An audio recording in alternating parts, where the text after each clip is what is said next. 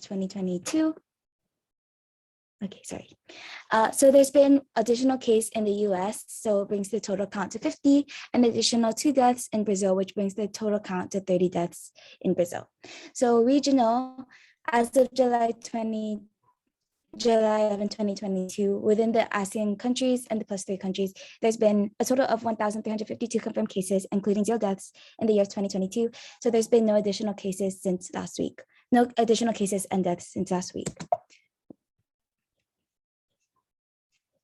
So for a global update summary, there's been studies on antiviral activity of chebulonic acid against dengue and chikungunya viruses, and in silico investigation of its mechanism of inhibition. So they're using a chebulonic acid, which is a natural product isolated from the flower, as a natural anti-DMV phytochemical.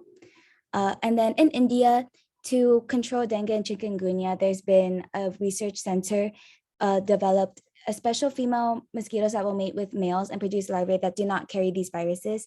And then as per the revised governmental policy, each district of India will have at least 1 trained entomologist to successfully drive the vector control initiatives in each Indian province. Okay. So for regional updates, for Philippines, it was reported yesterday on Manila Bulletin that there's been additional 149 cases, but this has not been updated yet on Blue Dot, so I didn't use that case number. So maybe next update there will be more cases, but 149 cases from last week, which was 57. So this is 263% higher compared to the same period last year. And the most cases is from Calabarzon, which has, I think, 43 or more than 40. And then the next is the Visayas region, which is 30 plus cases. So here are the updated global heat maps.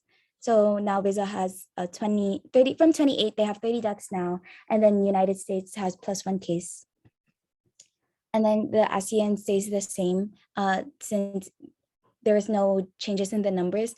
But I did mention that there may be an increase. It just is that it's the recent data added is still new. So that's the end of my update. The next is the Wolbachia AD strategy, but I'm not sure if Erica will do her updates first, or do you want us to present the recommendations already? I can do the updates first. Okay, so I'll wait for Erica first. I will stop sharing first.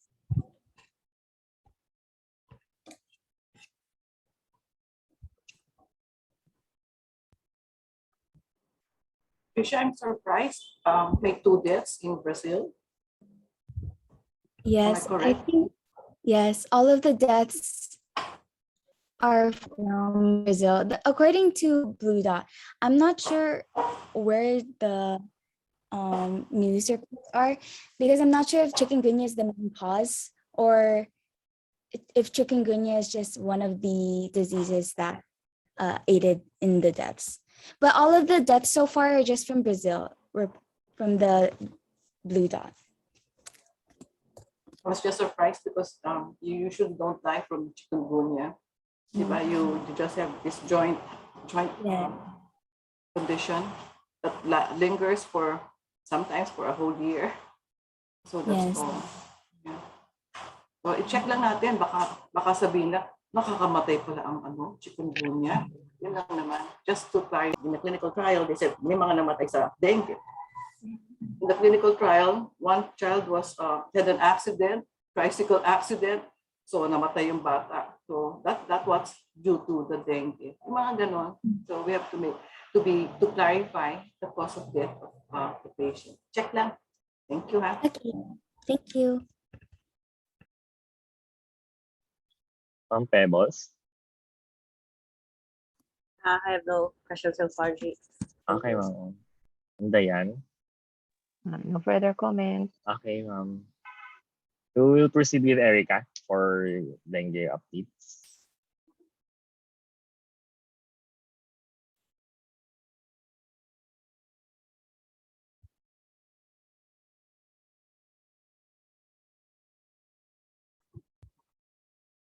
So good morning. Well, I'm going to present dengue situational report for the ASEAN +3 region.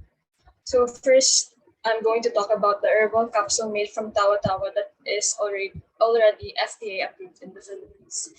Euphorbia hirta, or more commonly known as tawa-tawa, is an herb that has been recognized in the Philippines as a traditional medicine for treating dengue and symptoms related to dengue. Aside from this, the herb has been recognized in several parts of the globe as a remedy to illnesses or symptoms caused by not only dengue but also typhoid fever and malaria.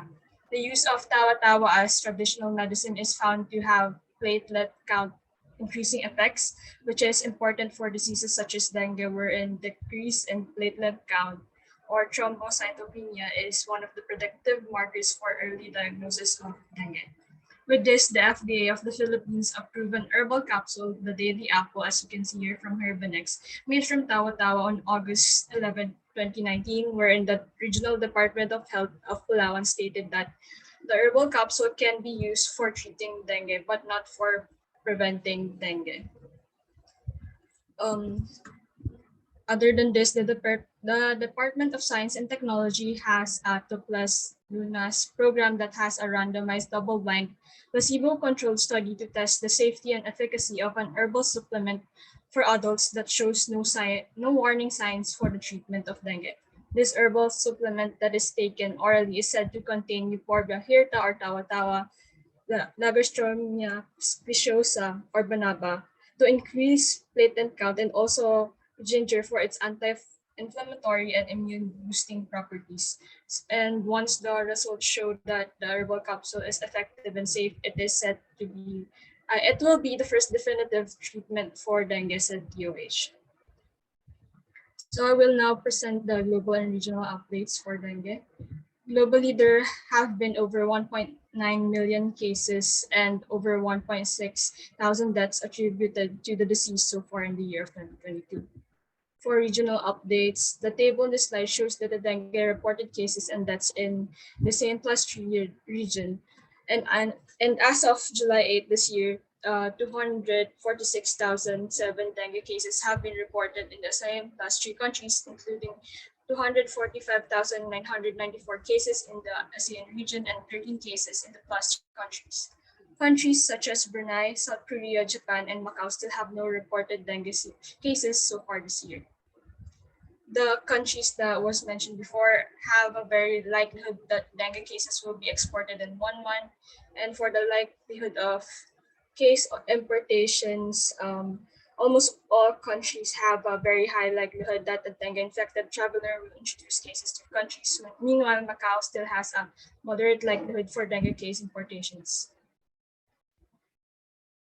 It can also be seen in the table that 7 countries, namely Cambodia, Indonesia, Laos, the Philippines, Singapore, Vietnam, and Taiwan, have new reported cases from June 28 to July 4.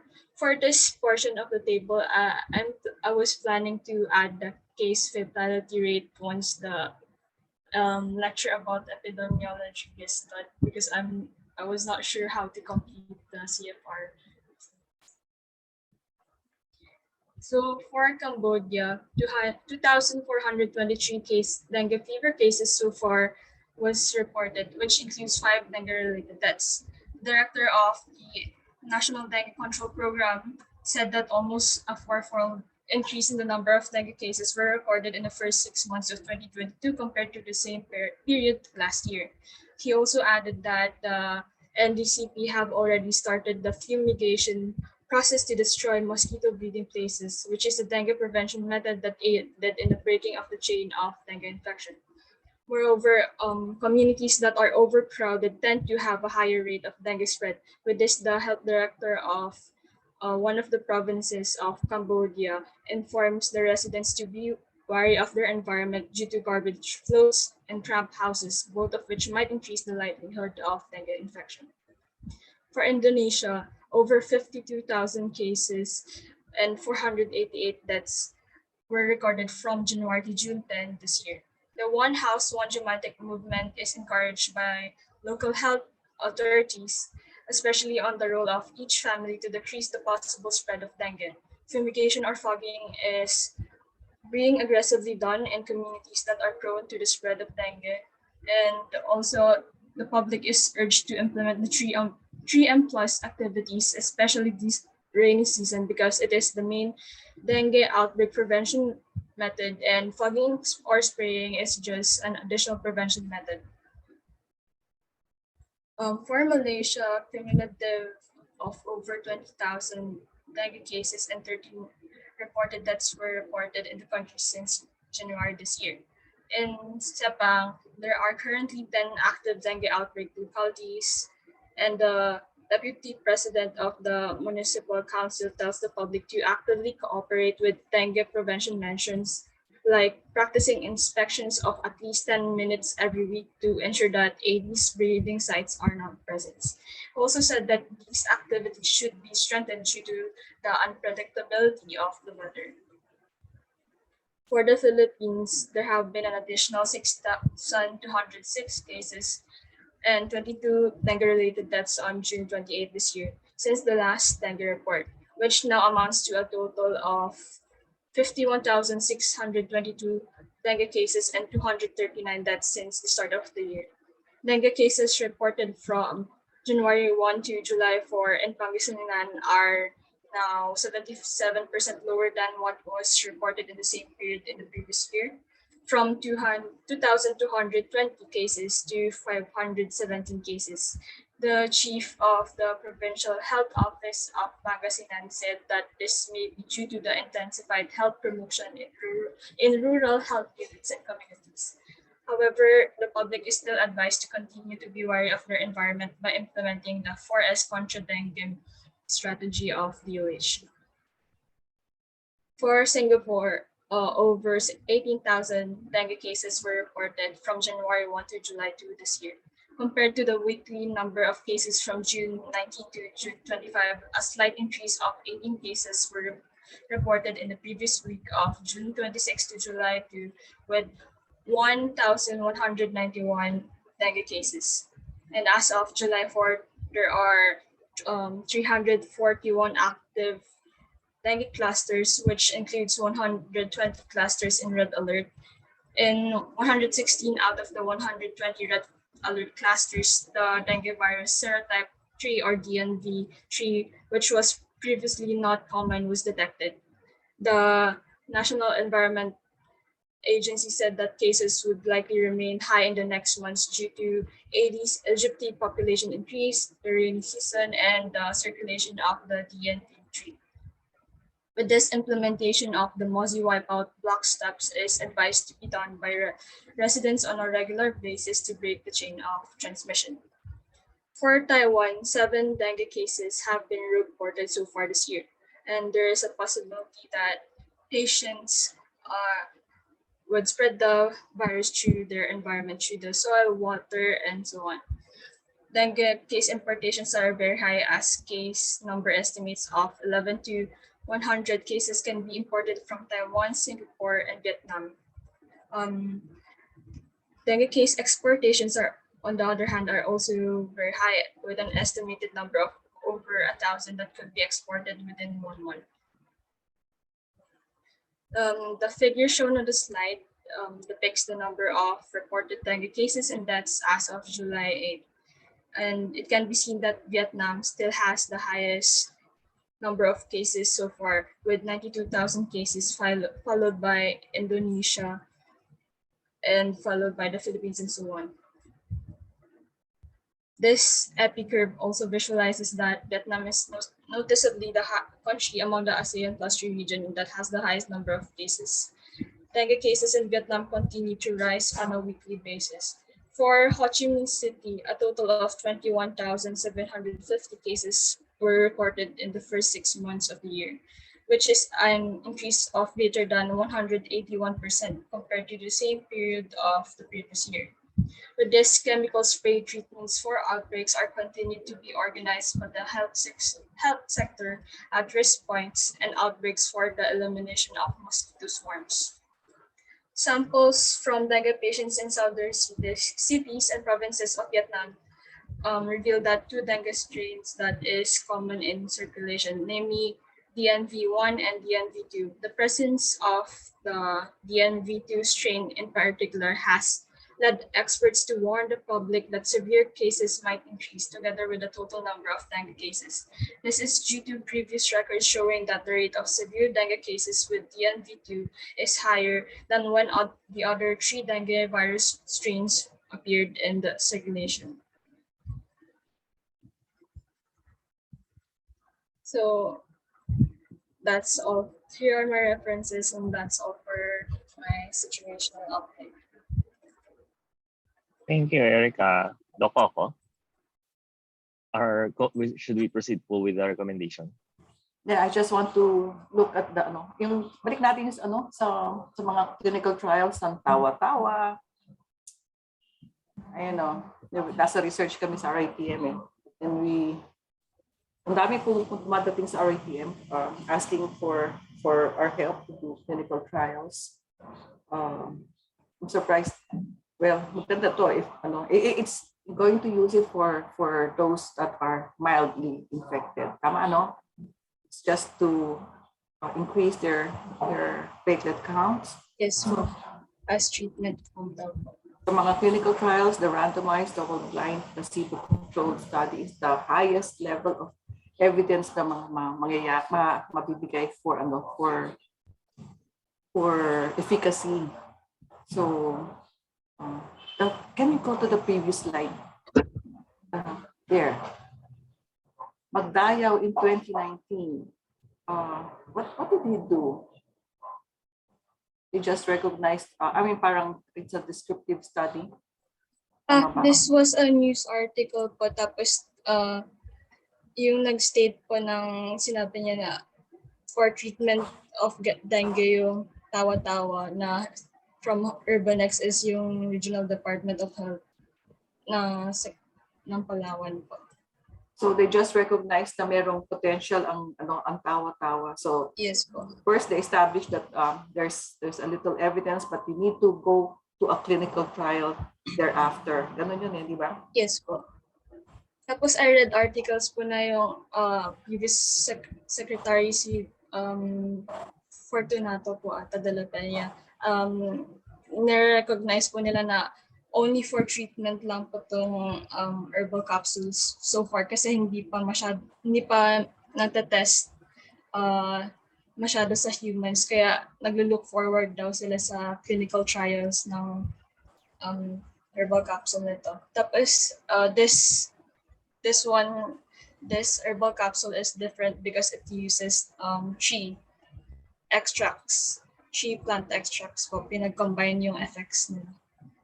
Okay. Oh, that's interesting to know. So they have started that study actually. Yes po.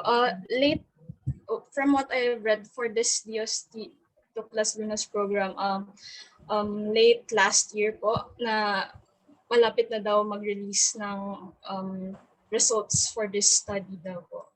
Tapos if effective and safe daw yung results, it will be the first definitive treatment for dengue daw po. For mild dengue, ika-qualify natin yan. For mild dengue. Kasi not for severe or moderately severe dengue. But that's interesting. Ang maganda yung bigyan mo kami ng baka may interim reports para makita lang natin kung Parang yan parang lagundi. It has taken such a long time. Nung resident tapos sa PGH, we were looking at lagundi, but it's very recent now that they have it's already a tablet for cough. So baka going that way and very interesting for DOST. Ito yung mga I mean if you do yung recommendation, yung kunwari the study results here are very it will show that it's very effective that's going to be a recommendation for mild dengue. Parang the results of this study will eventually become a recommendation. Parang ko lang kayo sa how to put the clinical trial results into a recommendation for a public health problem. Thank you for introducing this again to us. Thank you din po. Thank you, ma'am. Thank you, Doc. Ma'am Pebbles, may comments ka? Wala naman masyado except for the epic curve. So, the data is still parang July 3. Yung Do we have cases on the week of July 4 to 9 or 10? hindi ko sorry po, hindi ko lang po na change yung July 3 dito sa title. But the data is July 8 po. So far sa Blue Dot, nung chinek ko po. Tapos based po sa updates, same la rin po yung number of cases. Since kahapon po. So the data is until July 10. Yes po. No additional cases. All right. Thank you, Erica.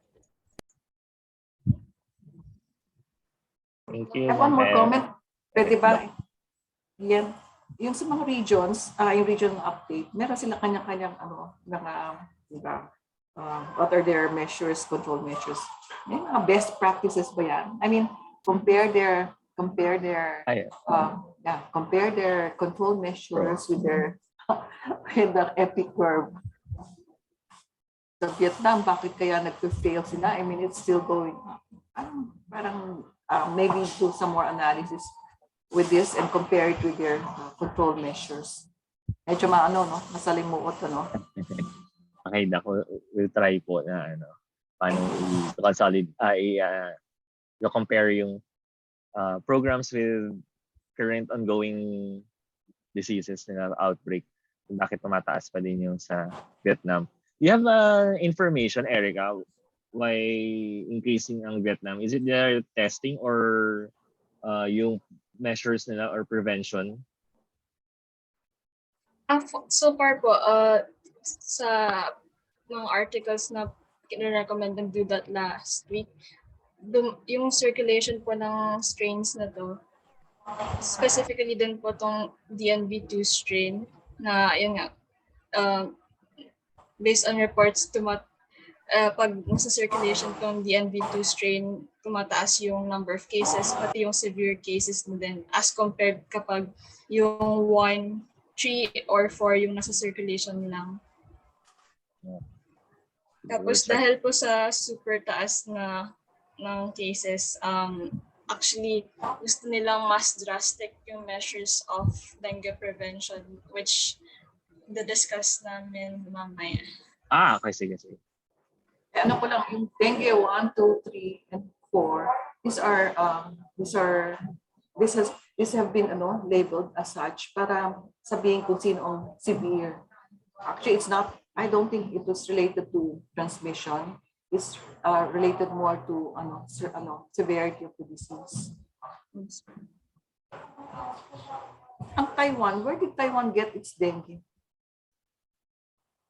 If you look at Taiwan, they have a few cases. Kaya galing ang cases ng Taiwan. They must be imported.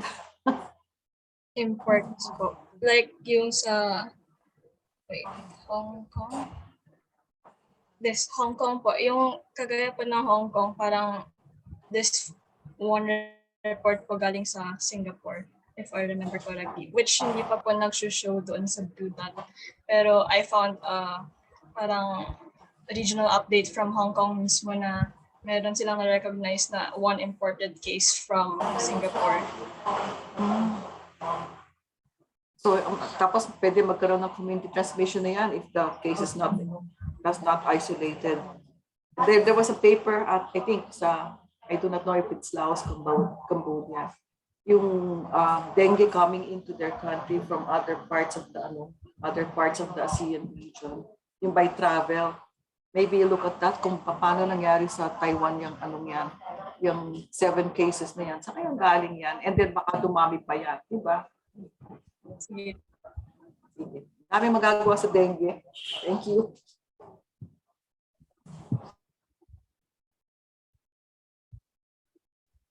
Thank you, Doc. I would like to commend yung study regarding din sa herbal medicine. Yung sa banabay, anti-inflammatory lang. Wala siyang antipyretic properties. I was trying to read po kanina more on about banaba, but may naririnig din po ako about platelet count increase. Pero hindi ko po masyado po nababasa kaya hindi pa ako confident since ito lang po yung ginamit kong source so far for this yung UST tapos yung report. It's okay. Very important kasi yung mga herbal medicine sa community. As mentioned nga by Doc Coco, na yung sa, for example, yung sa Lagundi, before hindi naman siya, no approved therapeutic claim, pero itong recent, very useful siya sa community. Kapag kasi nawawala na kami ng gamot sa community, we have to replace something. We have to treat them pa din eh. So we have yung kung ano yung makikita mo sa environment mo. So usually, siyempre pag nasa province ka, konti yung population, konti yung supply ng drugs. So ano yung ginamit mo last year, yun din yung purchase mo for the next year. I-increasean mo lang ng konti. Minsan nagkakaroon ng outbreak, tulad ng nagkaroon ng, kunwari magkakaroon ng seasonal flu, sunod-sunod yung ubo, mauubusan ka talaga ng gamot. So you need to do something about it. Na kung ano yung makikita mo sa environment. And it's very important that we have these studies yung sa mga herbal medicine. So we have replacement or yung complementary and alternative medicine if ever na wala na tayong available na conventional medicine natin. And yan, sa ano, so yan, isa sa mga importante gamot yung mga cough medicine yan sa ano, for dengue. So kung mas maganda rin kung may antipyretic, minsan kasi nawawalan din ng mga paracetamol. So albularyo talaga yung dating kapag nasa community.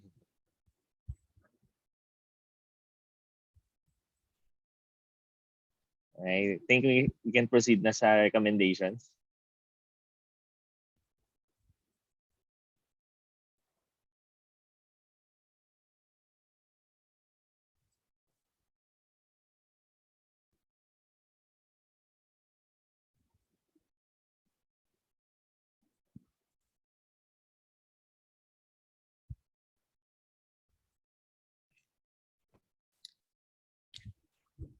Okay.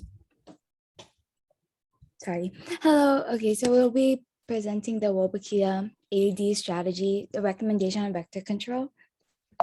Oops.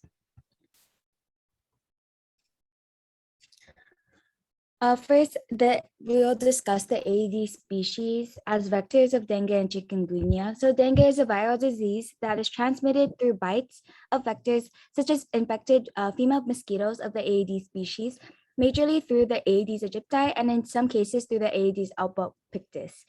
Aside from spreading dengue among humans, these Aedes species are also known to be vectors of yellow fever, chikungunya, and Zika viruses. Aedes aegypti, the principal vector of dengue, is reported to breed in different types of containers that can collect water, and this species can sting or bite multiple people within a short amount of time. As such, dengue can be mainly found in the subtropics and tropics where rain is more frequent than the other regions. Aedes albopictus, on the other hand, is observed to be expanding geographically into temperate and tropics. The geographical proliferation of these mosquito species across is expected to increase due to global warming. Together with growth of population, increase of urban environment degradation, inadequate and disordered mosquito control interventions, and high population density, and reliable piped water absence, all these factors play a significant role in the possible increase of dengue cases, as well as the mobility of people, which also facilitates the spread of the disease. Oops.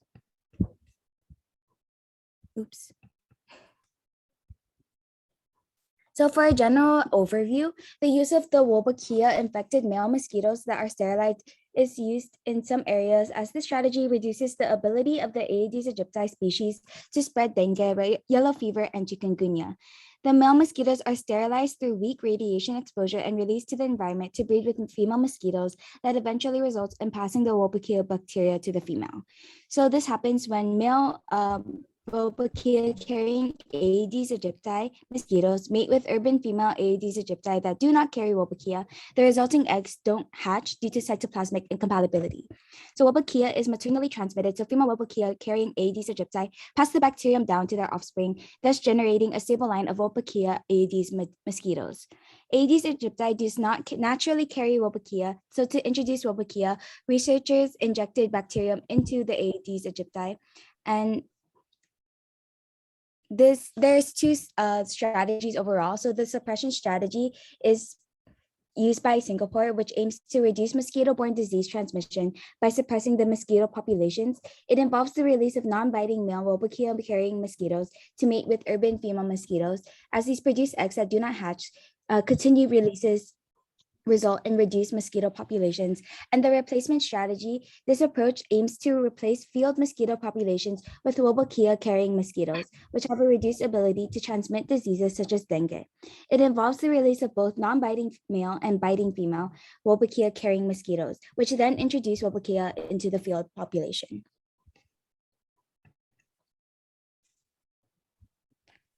Sorry, Tricia, to interrupt. So for global, sorry? Kindly slow down a bit. Oh, sorry. Should I go back? No, it's fine. You can continue now. Just slow it down a bit. Okay, so for a global update, the Wolbachia strategy studies on mathematical modeling. So for this Wolbachia strategy studies, it's the same study that we discussed last week for the report. So it shows that the utilization of Wolbachia infected Aedes aegypti mosquitoes has shown the potential to reduce or eliminate the transmission of dengue through reduction of vector competence to transmit the dengue virus because of the cytoplasmic incompatibility and the reduction of vector lifespan and or population density. Generally, this mathematical study using transmission dynamics revealed that the sole use of this Wolbachia strategy results in approximately 92% reduction of dengue cases, wherein the dengue vaccination strategy with the use of a vaccine with 0.54 vaccine efficacy and a vaccination rate of 0.2 only shows approximately 19% reduction of dengue cases. And when the use of both strategies are implemented, approximately 99% of reduction of dengue cases is observed. So the main takeaway for this is that the Wolbachia strategy can be an effective way of preventing dengue virus infection among the population if the efficacy of the vaccine is low.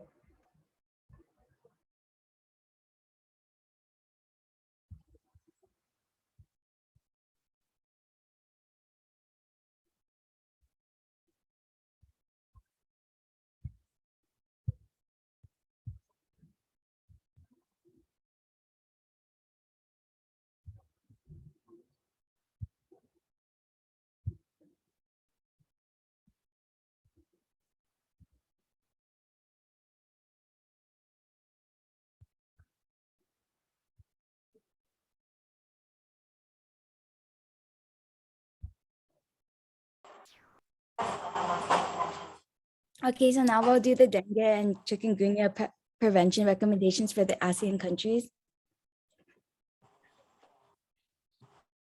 Okay, so for Brunei, for the 2020 report, there's been 0 chikungunya cases and 0 dengue cases. For the current strategies, they have the Infectious Diseases Act cap of 204, which mandates all healthcare providers to notify updates regarding 59 communicable diseases and supports the communicable diseases surveillance system and the entomological surveillance for density and identify of mosquito determinations. So since the cases for Brunei is right now 0 for both chikungunya and dengue, what we would like to recommend is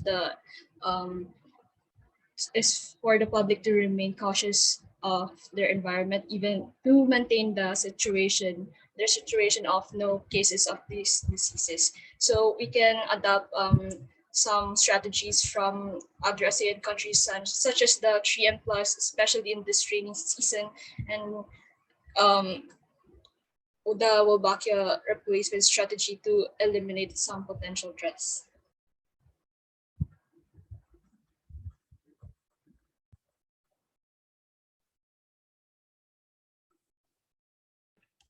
For Indonesia, for the 2022 report, there's 793 chikungunya cases and 52,313 dengue cases. So for the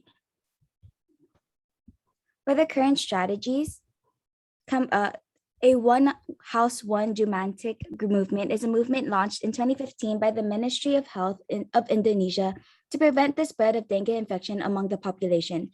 This includes these activities 3M+, namely Manguras, drain, clean, and brush water containers once a week, Menatap, close, cover all water storage, and Mandor Ulang, recycle containers that can become mosquito breeding sites. All these activities are family approach based to promote households to monitor the mosquito activity in their vicinity. So for the recommendations, as mentioned by the head of the Bengkulu Provincial Health Office, a strengthening of the 3M plus implementation should be done, especially in this rainy season. So for this, since the cases for dengue is high, we also want to recommend the use of the Wolbachia strategy, since this strategy has been studied in one of the cities of Indonesia, in Jakarta City, which resulted in a 77% dengue incidence reduction in communities treated with Wolbachia, together with a rather positive public acceptance. As such, with the alarming number of dengue cases in the country, this calls for other preventive measures such as this possible release of Wolbachia infected mosquitoes in areas other than Yogyakarta that are hotspots for the disease. Can I ask something before you proceed? How easy is it to implement this Wolbachia program? Paano natin i-operationalize yung Wolbachia program niyan, strategy? I mean,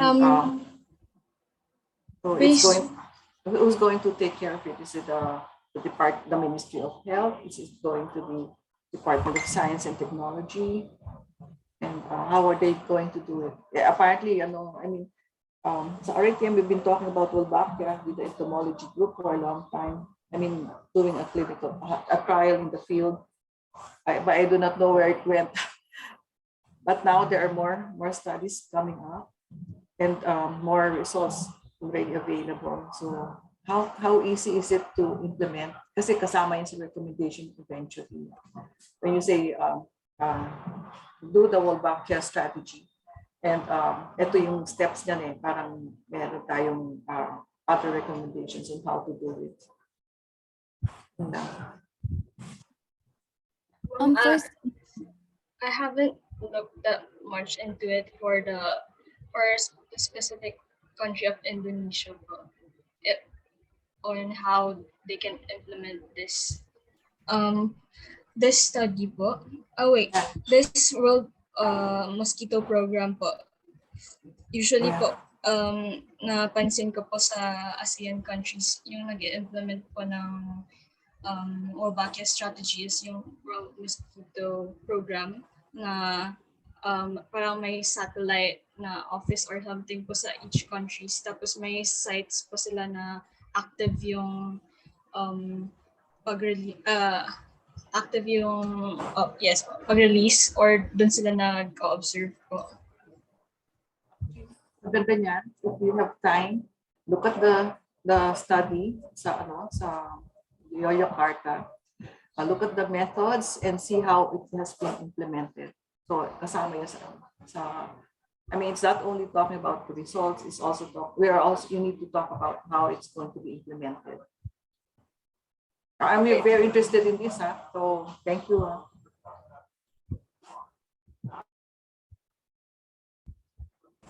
Please go ahead.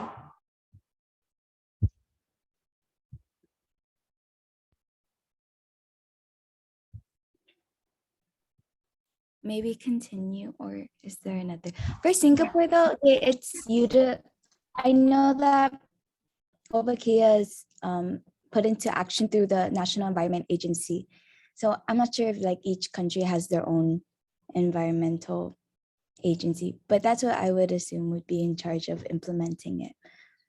I'm sorry. I'll just continue with Singapore. So Singapore 2022 report, there's 8 cases of chikungunya and 18,294 cases of dengue. So for their current strategies, the Wolbachia AED suppression strategy technology was identified by the Environmental Health Institute of Singapore's National Environment Agency as the best for the context of the country. This strategy includes the utilization of male Aedes aegypti that carries Wolbachia for the reduction of the population of dengue mosquitoes. In relation to this, Wolbachia Aedes male mosquitoes will be released by NEA to 1,400 households from July 2022 in an effort to decrease the dengue population. The Mozzie wipeout block steps consist of break up hardened soil, lift and empty flower pot plates, overturn pails and wipe their rims, change water in vases, keep roof gutters clean, and place BTI insecticide inside. Aside from this, the National Environment Agency also works with the National Parks Board for the maintenance of the environment with water bodies such as streams, ponds, and the presence of plants and trees, while also monitoring the vector densities. So for the recommendation, since it was reported that the National Environmental Agency of Singapore will release Wolbachia mosquitoes this July, what we want to recommend now is what the NEA also recommends, which is the Mozzie wipeout block strategy to be reinforced in active clusters to prevent further transmission of diseases like dengue.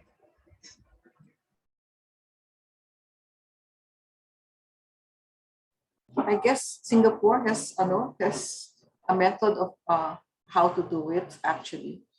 So parang kukunin natin ang best practice from any of the ASEAN member states for a recommendation for the rest of the ASEAN countries. Please go ahead.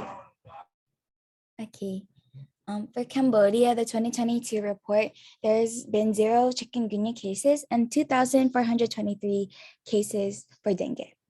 So for their current strategies, Cambodia has a National Dengue Control Program, NDCP, and a dengue surveillance system established for the purpose of monitoring dengue virus circulation and trends, generating data for estimating disease burden, monitoring trends and endemic dengue, educating communities for the reduction of mosquito breeding sites, and providing strategies for public health actions.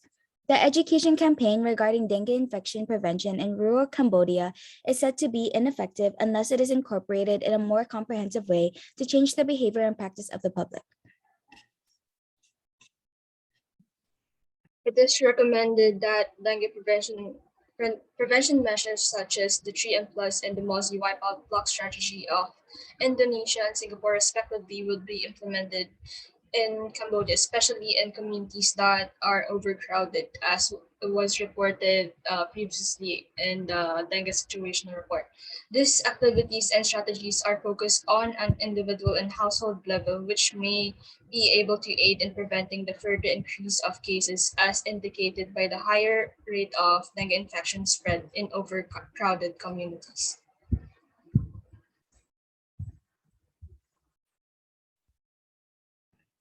So for Laos, they have 0 chikungunya cases and 6,047 dengue cases as of 2022 January to July period.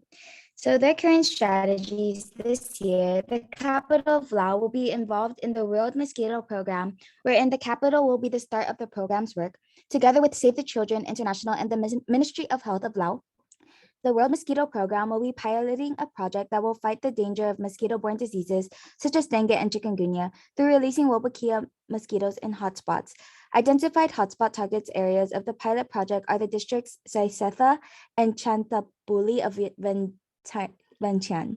If the community generally has a strong approval of the pilot, the World Mosquito Program intends to start implementing the release of Wolbachia mosquitoes in 2023. Since the Wolbachia strategy excuse me, of the World Mosquito Program is still in its pilot testing period, other dengue prevention methods are advised to be done, such as preventative measures in other ASEAN countries. Methods being implemented in Indonesia and Singapore, such as the 3M Plus and the Mosquito Wipeout Block strategy, could be advised to be adopted, since this also is in line with the advice of authorities in Laos to keep the environment clean.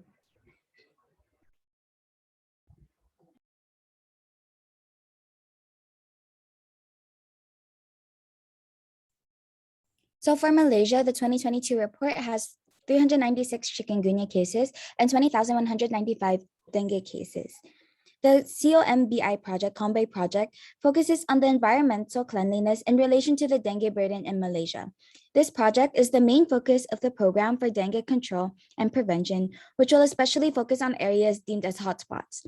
Volunteers, neighborhood groups, and local agencies participate in activities such as mass cleanup. And Malaysia also has a national dengue task force, which tackles issues regarding environmental cleanliness, architecture design, and solid waste management that might have a role in the propagation of Aedes species breeding sites. Since an increase of 65.7% dengue cases was observed in January to June 12 this year as compared to the same period last year, a drastic dengue prevention measure that has been studied in the country can be advised to be done.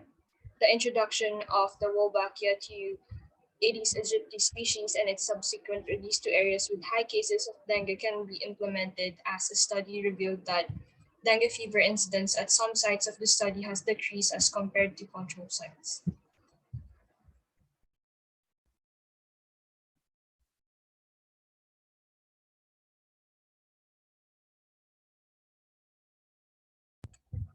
For Myanmar, zero chikungunya cases and 1,516 cases have been reported so far this year. So our recommendations for Myanmar is to for the public to be advised to keep their environment clean, with the particular importance of eliminating possible mosquito breeding sites by getting rid of stagnant water. With this, the 3M Plus activities being implemented in Indonesia could be adopted for the focus of environmental cleanliness as a means to prevent dengue transmission, especially since dengue cases in Myanmar usually peak in July and August.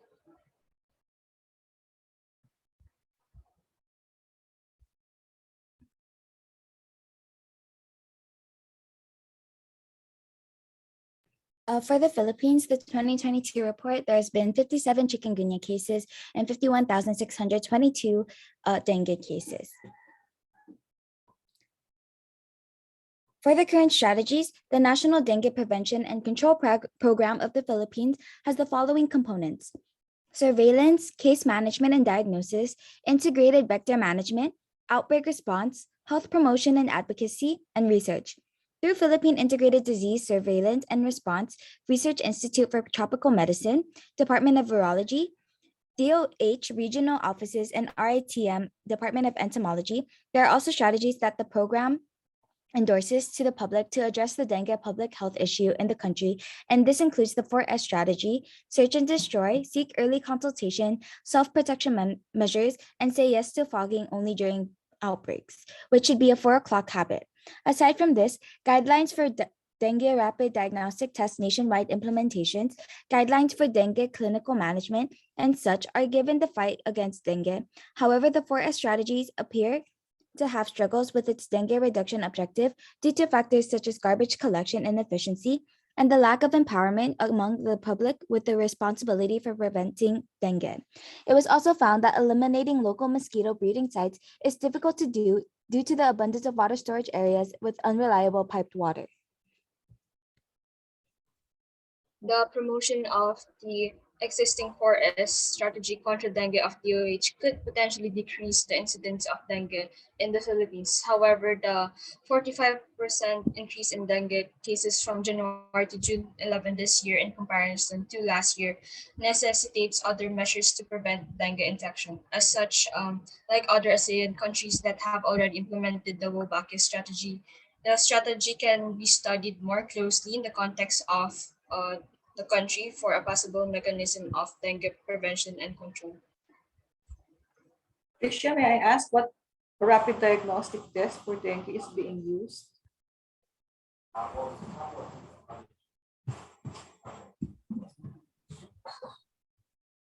I'm Is sorry, it- can you repeat that? Yeah, check on ano ba yung rapid diagnostic test. Meron ding test ang DOST na recommend. Meron din tayo may antigen test, may duo test. Meron pong nucleic acid amplification test tapos detection of antigens by ELISA or yung rapid ELISA. test. Yeah, but it's not rapid if you do ELISA. Kasi ano yan eh. I mean, you need to bring it to the lab. Yung rapid will be usually yung on-site, tawag dyan. Sorry. Yung you can do it on-site.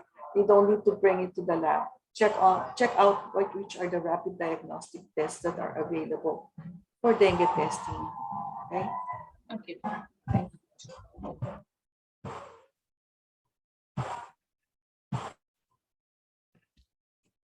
Is my mic on? Okay.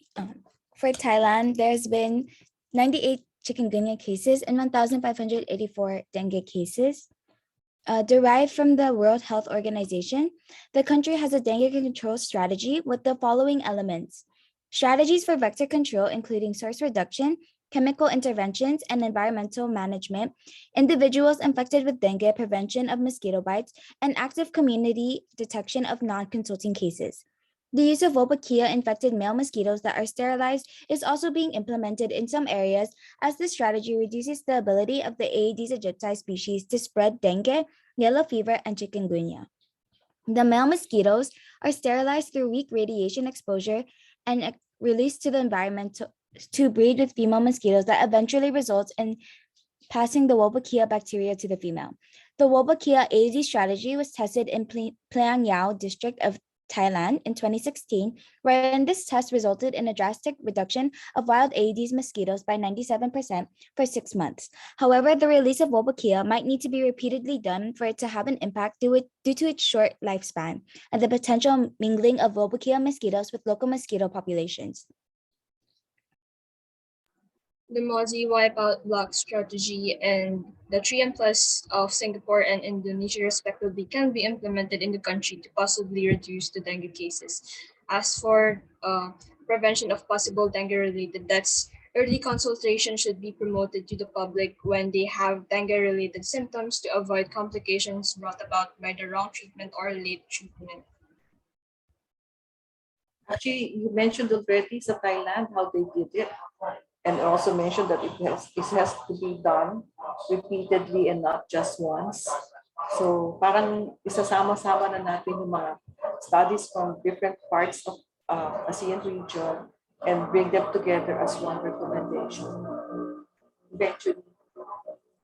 Diba? I mean, meron na silang data actually na hindi siya one-time deal. It's you do it on a regular basis kasi short lifespan lang yan. Yung Wolbachia strategy. Please go ahead. Sorry, baka makalimutan ko kaya binabanggit ko na. Thank you.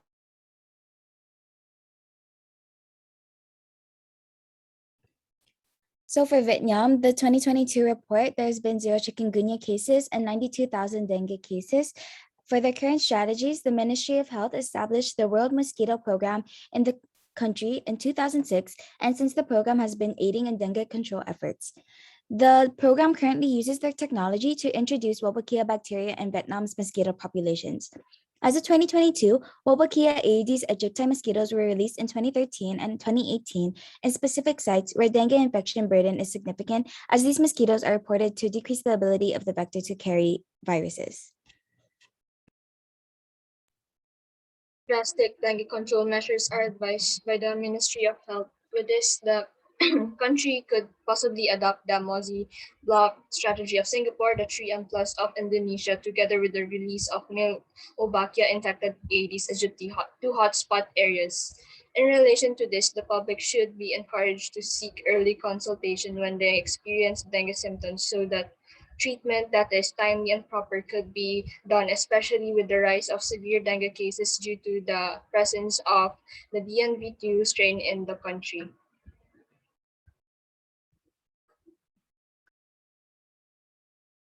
So that brings us to the end of our report. And then these are the references used.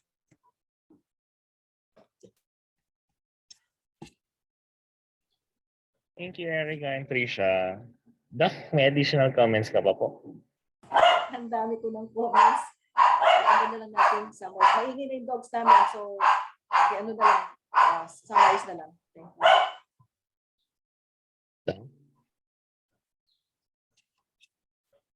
Ma'am Pebbles?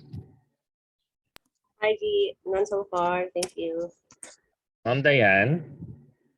May comments po sa No question po, Sir Gian. Thank you po.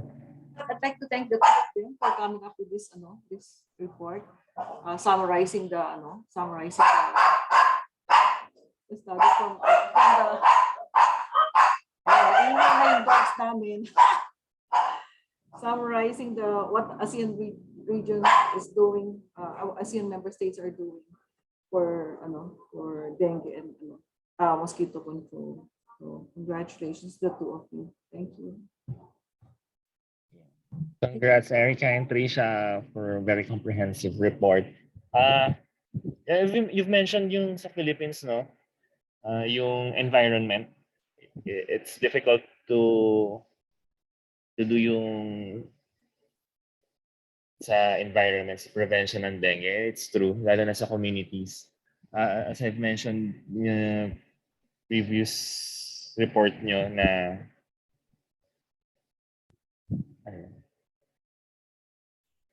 yung previous report ninyo na with the community, ang hirap nung search and destroy, lalo na yung mga breeding grounds. Kasi lalo na sa mga communities na mahirap yung tubig. Opo. Parang meron pong mga pails na nakalagay lang po sa mga kalsada o sa loob ng bahay. Lalo na yung mahirap yung tubig. Then yung pampaligo nyo kasi minsan sobrang daming mosquitoes sa bathroom. Pag ligo mo pa lang, doon na magbe-breed yung mosquitoes. To the next day, meron ka na makikita sa timba mo. Hindi mo naman matatapon yun kasi ang gastos sa tubig. So, magkakaroon ka ng bagong mosquitoes. So, hindi kasi siya economical, lalo na sa mga poor communities na magtapon ng tubig kapag may nakita kang breeding grounds. It would be okay din sana kung may mga alternative like larvicides na safe pampaligo, panglaba pa din kapag nagkaroon ng larva yung water. Kasi hindi stagnant water naman sila nagbe-breed, hindi naman necessarily na madumi. So, kung clean water yan at stagnant yung water, they would probably breed doon sa kahit ginagamit yung pampaligo at panghugas ng plato. Parang may nakita ako nagla-larvicide, no? Sa mga kanal. Parang previous, May recommendation rin siya, di ba? Diyan, na larvicide also for gutters. Ano kaya nire-recommend nila doon? Kasi I noticed in one of the slides. For Singapore po yata, yung sa Mozi Wipeout Block Strategy, yung C niya po, clean the keep the gutters clean and apply BTI insecticide, which is larvicide po. The larvicide nila is safe for human environment. You have to check environment lang, or medyo toxic na siya kung gagamitin mo pa siya pampaligo.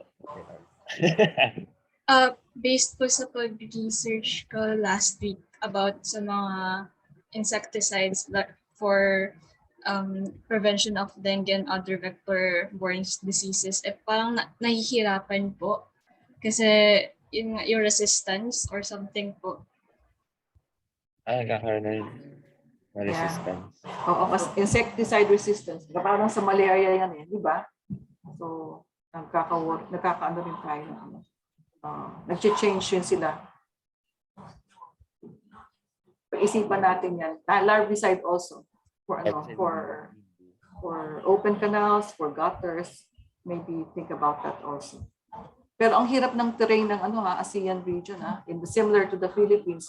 Yung countryside natin must be similar to Cambodia, to Laos, to other countries. Pero syempre, unlike Singapore, so baka pareho lang tayo ng Indonesia. Mahirap yung mga yung environmental cleanup. I'd like to see yung Wolbachia na yun, and I'd want to know how it's going to be implemented and how often para our recommendation can be complete eventually. Yun lang. But thank you very much. Thank you din po. Thank you, Erica and Trisha. Thank you. We'll proceed with Nicole. Okay po. Let me just prepare my slides.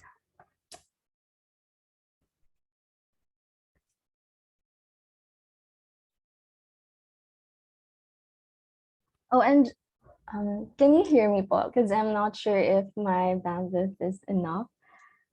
Hello? Hear you. Okay. Actually, I was listening to your discourse po kanina, and actually the BTI larvicide is one of my recommendations since it also has promising results po in other countries, not only in ASEAN. So I'll be discussing it po later. Hold on. Sorry, my laptop is lagging.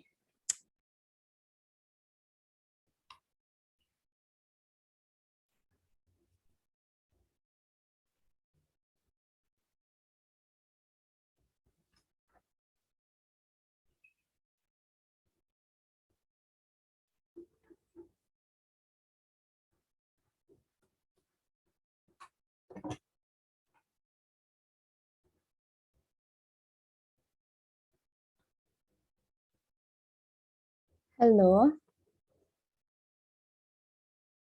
Yeah, go ahead. Where's the slide?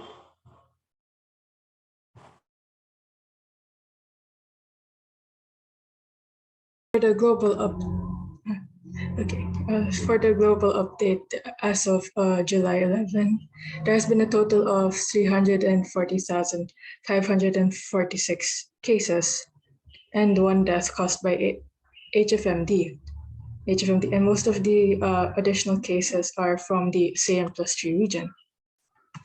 So in the Philippines, there has been a total of 1,268 cases of HFMD, and 6 additional cases came from Baguio City and reported in the month of April. And these cases are from children in the ages of 2 to 3 years old and are equally male and female.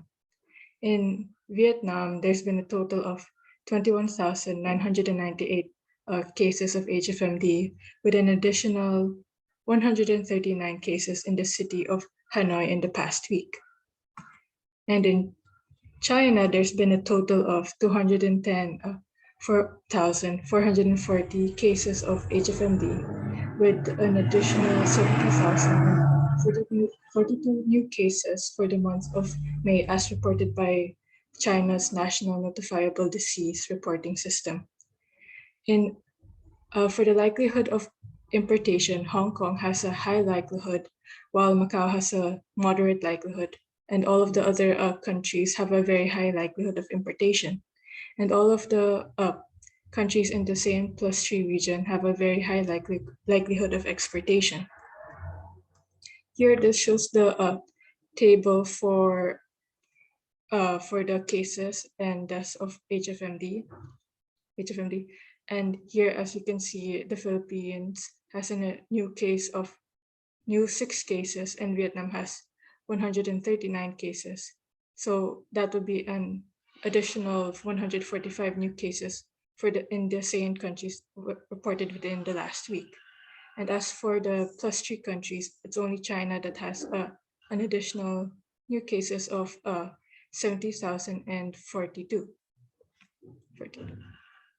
And here is the heat map of the reported HFMD cases with China still having the highest number of cases of around 210 and 1,440 cases. Since one of the possible causes for HFMD outbreak would be contaminated water, the recommendations are mostly for alternative sources of clean water. So one of these alternative sources is fog harvesting, wherein the fog is a low-lying cloud that contains water droplets. So harvesting the water droplets from the fogs are done through a mesh, and it drips into a storage tank. This fog harvesting method usually needs little maintenance and does not require electricity. And in a study by Tan et al. In 2019, they showed that it has a potential. They, especially in tropical highlands, they studied, compared the rate of fog collection in the region, in the area of Atok Benguet in the Philippines, and showed that it had a rate of fog collection of 0.2 to 0.3 liters per meter squared per day, which is still within the range of previous studies. And this harvested water generally shows that it meets WHO water quality standards, but it would still need to be checked before human consumption. And another recommendation for an alternative clean water source would be rainwater harvesting, which is much more common. This involves the collection and storage of rainwater. It's known to be cost effective, at least in the long term, and more efficient in energy use. The collected rainwater can be directly used for non-potable usage, such as plumbing and gardening. But to use it for potable usages, the different treatment methods can be used, such as chemical disinfection like chlorine, or filtration, and another method called solar disinfection, which would involve placing the rainwater into a transparent bottle and leaving it under direct sunlight for at least 24 hours. And the rainwater harvesting has a very limited implementation, but one of these implementation is in the Philippines, wherein the ASEAN Council of the Department of Foreign Affairs and Trade implemented a project to install rainwater tanks in schools and households in Dimasalang, Masbate. The data collection for this project is still ongoing, and it also helped raise awareness about rainwater harvesting. And here are my references. And thank you so much for listening.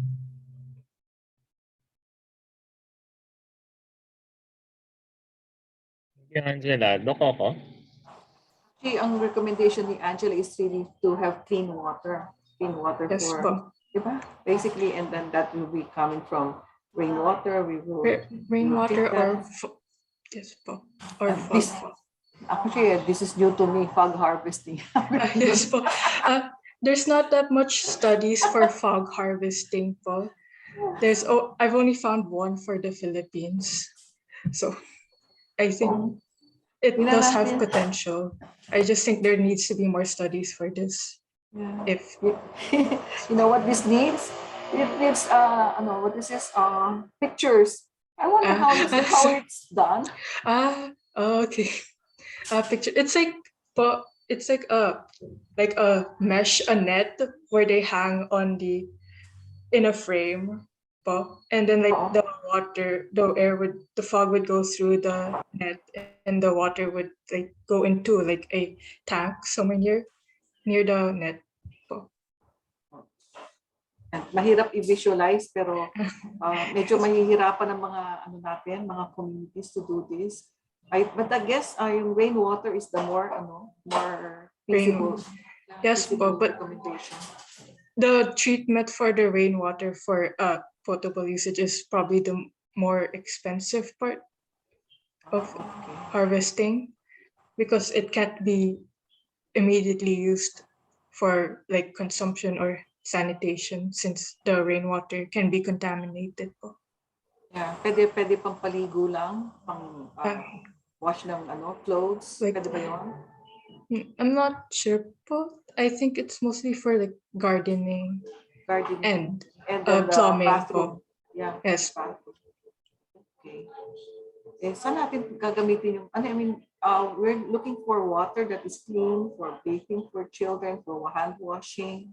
Di ba yun ang natin? Yes, I've tried looking for others, but they're more expensive to do, like the desalination. Desalination of kaya? ocean Yung mga water. kasama ba yung what is this?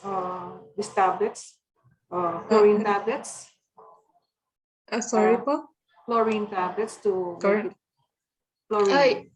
Yes, but like one of the treatment methods for chemical disinfection. Yeah, that's cheap actually. Chlorine tablets Okay. to make them to make water potable. Yes. Look at that. But I've also read like it doesn't remove all microbial contaminants. Yeah. Tanong natin si Gian dyan kasi galing siya sa Marinduque. So, Gian, ano experience mo dyan? Yeah, Doc, may chlorine tablets na ginagamit para dun sa rainwater para maging potable. Then meron ding I forgot yung liquid din na pinapatak din sa water. So, para maging naman siya. Same din, pwedeng pampaligod saka pwedeng maging potable. Since very difficult yung water sa island, lalo na sa island kasi yung water from the well maalat. So yung source lang talaga is usually yung rainwater kung walang source. Pero yung pang-inom kung walang yung iba kasi hindi afford bumili ng tubig, pang-inom. So we use yung chlorine tablets kaya yung forget yung pinapatak eh. And then ang problem lang dun sa rain collection, tinutubuan naman ang kitikiti. So may problem naman tayo sa mosquito net. Then yung kahit gamitin natin yung chlorine tablets or yung nagsusurvive yung kitikiti, hindi siya pwedeng larvicide. So nalilinis yung tubig pero yung kitikiti ay nandun. We also have na yung kakalagay lang kaka-install lang ng desalination facility. I think it's good investment. Pero malaki-laki yung i-invest for that. I think they've used 1 million para lang sa isang isla magkaroon ng desalination facility.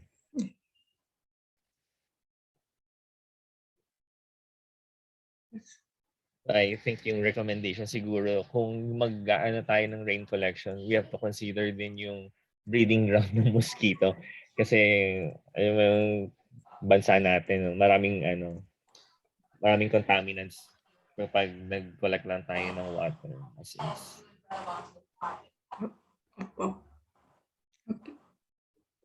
Okay, thank you po. Yung kanina, yung larvicide na tinatanong ko kasi kung safe bang gamitin. So, magiging kasi din yun useful with your recommendation sa HFMD. Kung gagamitan ba natin ng larvicide, yung water, is it safe for human, kahit pang paligo lang, or pang hugas ng kamay? Kasi kung hindi na siya safe, anong gagawin natin doon sa tubig? Pinatayin natin yung kitikiti.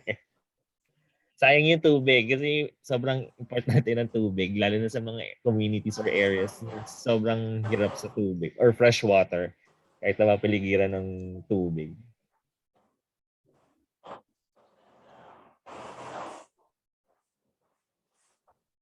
I think that's all for my part. Okay ka na, Doc ako. Meron pa po kayong yan. More, I'm okay. Thank you, Ma'am Pebbles? Yes, Ma'am Clean Pebbles. water, Clean water. Hi, Angela. Hello. Actually, with the coco, I'm just curious with the fog harvesting. I noted that you have a reference for that. So, what's the result of the study, and what's the recommendation of the authors for this study? Recommendation. Well, the results of the study is since they also they compared different mesh nets, because one of the mesh nets, the polypromylene, is more available in the area, and they found and then they compared it with the standard raschel mesh net, which is used in fog harvesting, and they found there's no significant difference with the difference with the rate of fog collection. And then they compared that the rate of fog collection of the mesh nets with previous studies, and found it's still within the range of those previous studies, and they deemed it feasible for use, and they recommended to do this study, to study fog harvesting in different other areas in the Philippines as well. To Area is there? Hello po. Sorry. Sorry, Angela, where's the study area of this? I know. Reference. Atok Benguet in Atok. Yeah. Areas siya na recommended na fogging. Recommend. They didn't. Pero there are other countries that are doing this. I haven't found other studies that for fog harvesting. Really, for fog harvest, I haven't found other studies for other countries though. No. Kasi I guess if we want to recommend it with the DOH or yung dito sa environment bureau natin, I think it would be best if we have more references. You agree with me? There's more. Okay, wait. There are more references from countries outside the region. I thought you were asking for countries within the region, sir. Would that be okay? Siguro, low to middle income countries. Para medyo makita natin if it's really feasible. Kasi pag mga first world countries yan, I think it will be... Sorry po. Go ahead. So the other studies are in South America, like in Peru and Chile, I think, and Guatemala. Wait, these are countries similar to us by income. Yeah, So that must be similar. Pero yung mga methods na yan will be very important regardless of kunwari sabihin mo ano yan, first world, second world.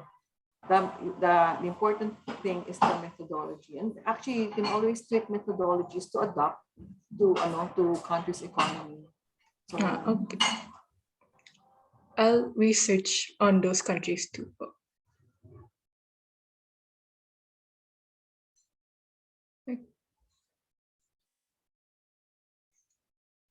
Thank you, Ma'am Pebbles. Ma'am Dayan, do you have comments po? Wala naman po, Sir Gian.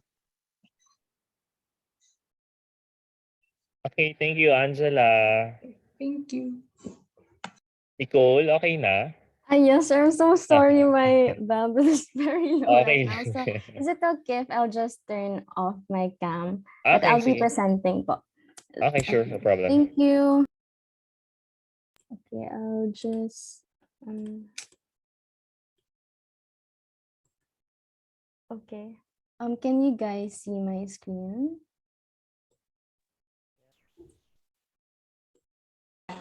Yeah, it's here. Your slides are here. Ito pa. Okay. So I'll just assume you guys can see it. Good morning to each and everyone. I'm so sorry for the technical difficulties, but I'll be presenting situational report for malaria in the ASEAN Plus 3 region. As of July 10, 2022, there were over 4.2 million cases of malaria, including 3,807 deaths worldwide. Compared to the cases last week, there's not much change except in the increase of cases in America and Asia Pacific country, from Bangladesh for Asia Pacific and USA for America. And then for regional update, there's no change also in the for the risk of case importations for the countries with no reported cases, but unfortunately, there are new reported cases for Malaysia. As of July 1, they have now 68 cases with 0 deaths. According to the health officials, from the same period last year, it's a 3% increase, and it resulted to them having very high likelihood of case importation and exportation. All of these cases came from Kelantan, of which 57 were classified as zoonotic, from macaques monkeys to humans, while 11 were imported cases. Out of the 57 cases, 43 of those were Malaysians and 14 were foreigners. Out of the 11, 10 were estate workers in Gua Musang, and 1 is from a foreign residence in Kuala Krai. Although unconfirmed yet, they are speculating that the zoonotic cases is caused by the Pinolesi strain, since emerging studies have said that Malaysia has very high risk for this incidence of malaria type, since since in the last few years there have been an exponential increase in Pinolesi cases in Malaysia. And 50% of Pinolesi cases were speculated to have come from agricultural activities, while the bulk of the remaining are due to forestry activities. Now, for the risk of case importation for countries with reported cases, Malaysia was just added in the list with having high risk of case importation. Now, for the bar graph, for the countries with malaria incidence, we can see here that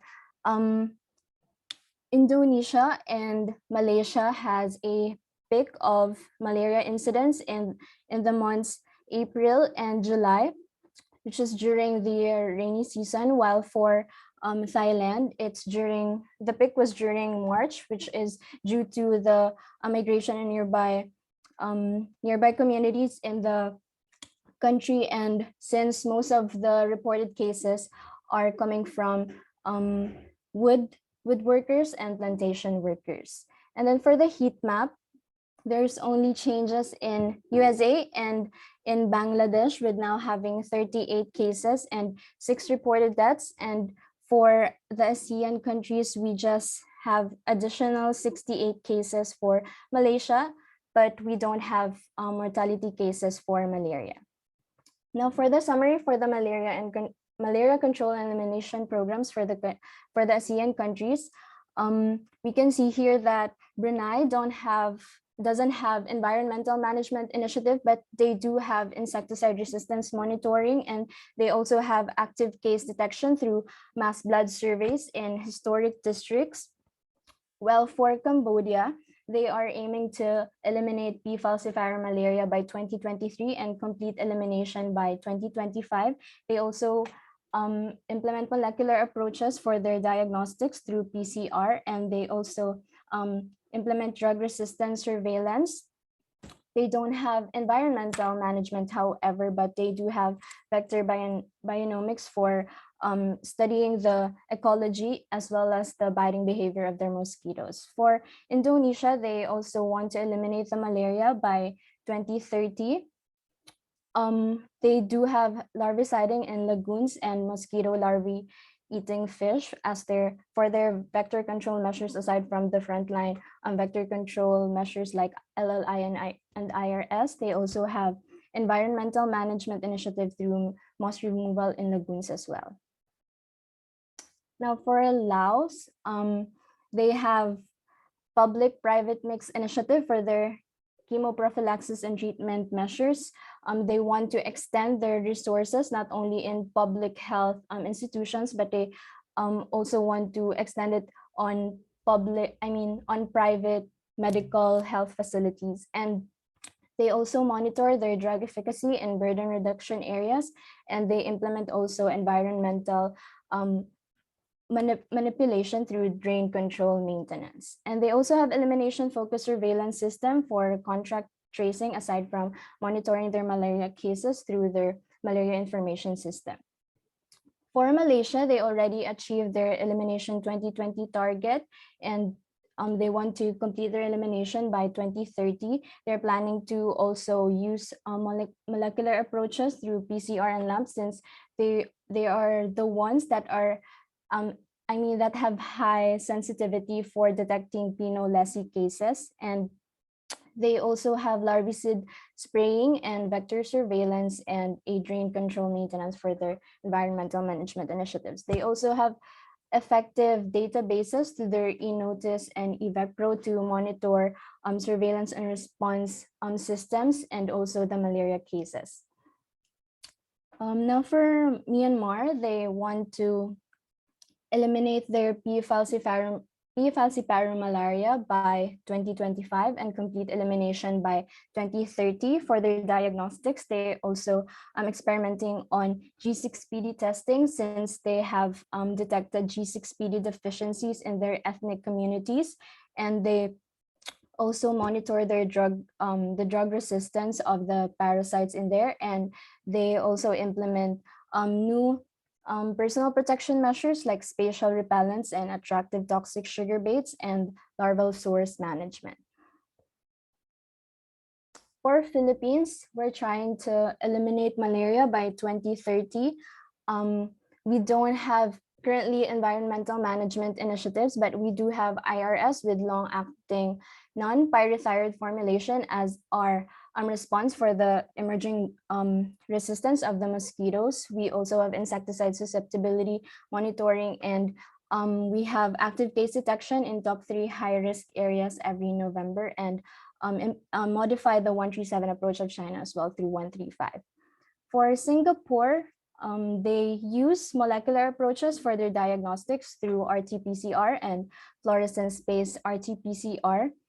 They also have a variety of vector control measures ranging from larvicides, iris and bed nets, and they also implement mosquito surveillance systems via OV traps and human bait method.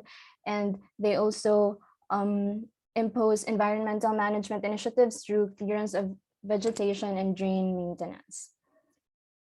For Thailand, they want to eliminate malaria by 2024, and they are trying to use also PCR and LAMP as molecular approaches. They also implement integrated drug efficacy surveillance and environmental management initiatives through modification of larval habitats and proper drainage.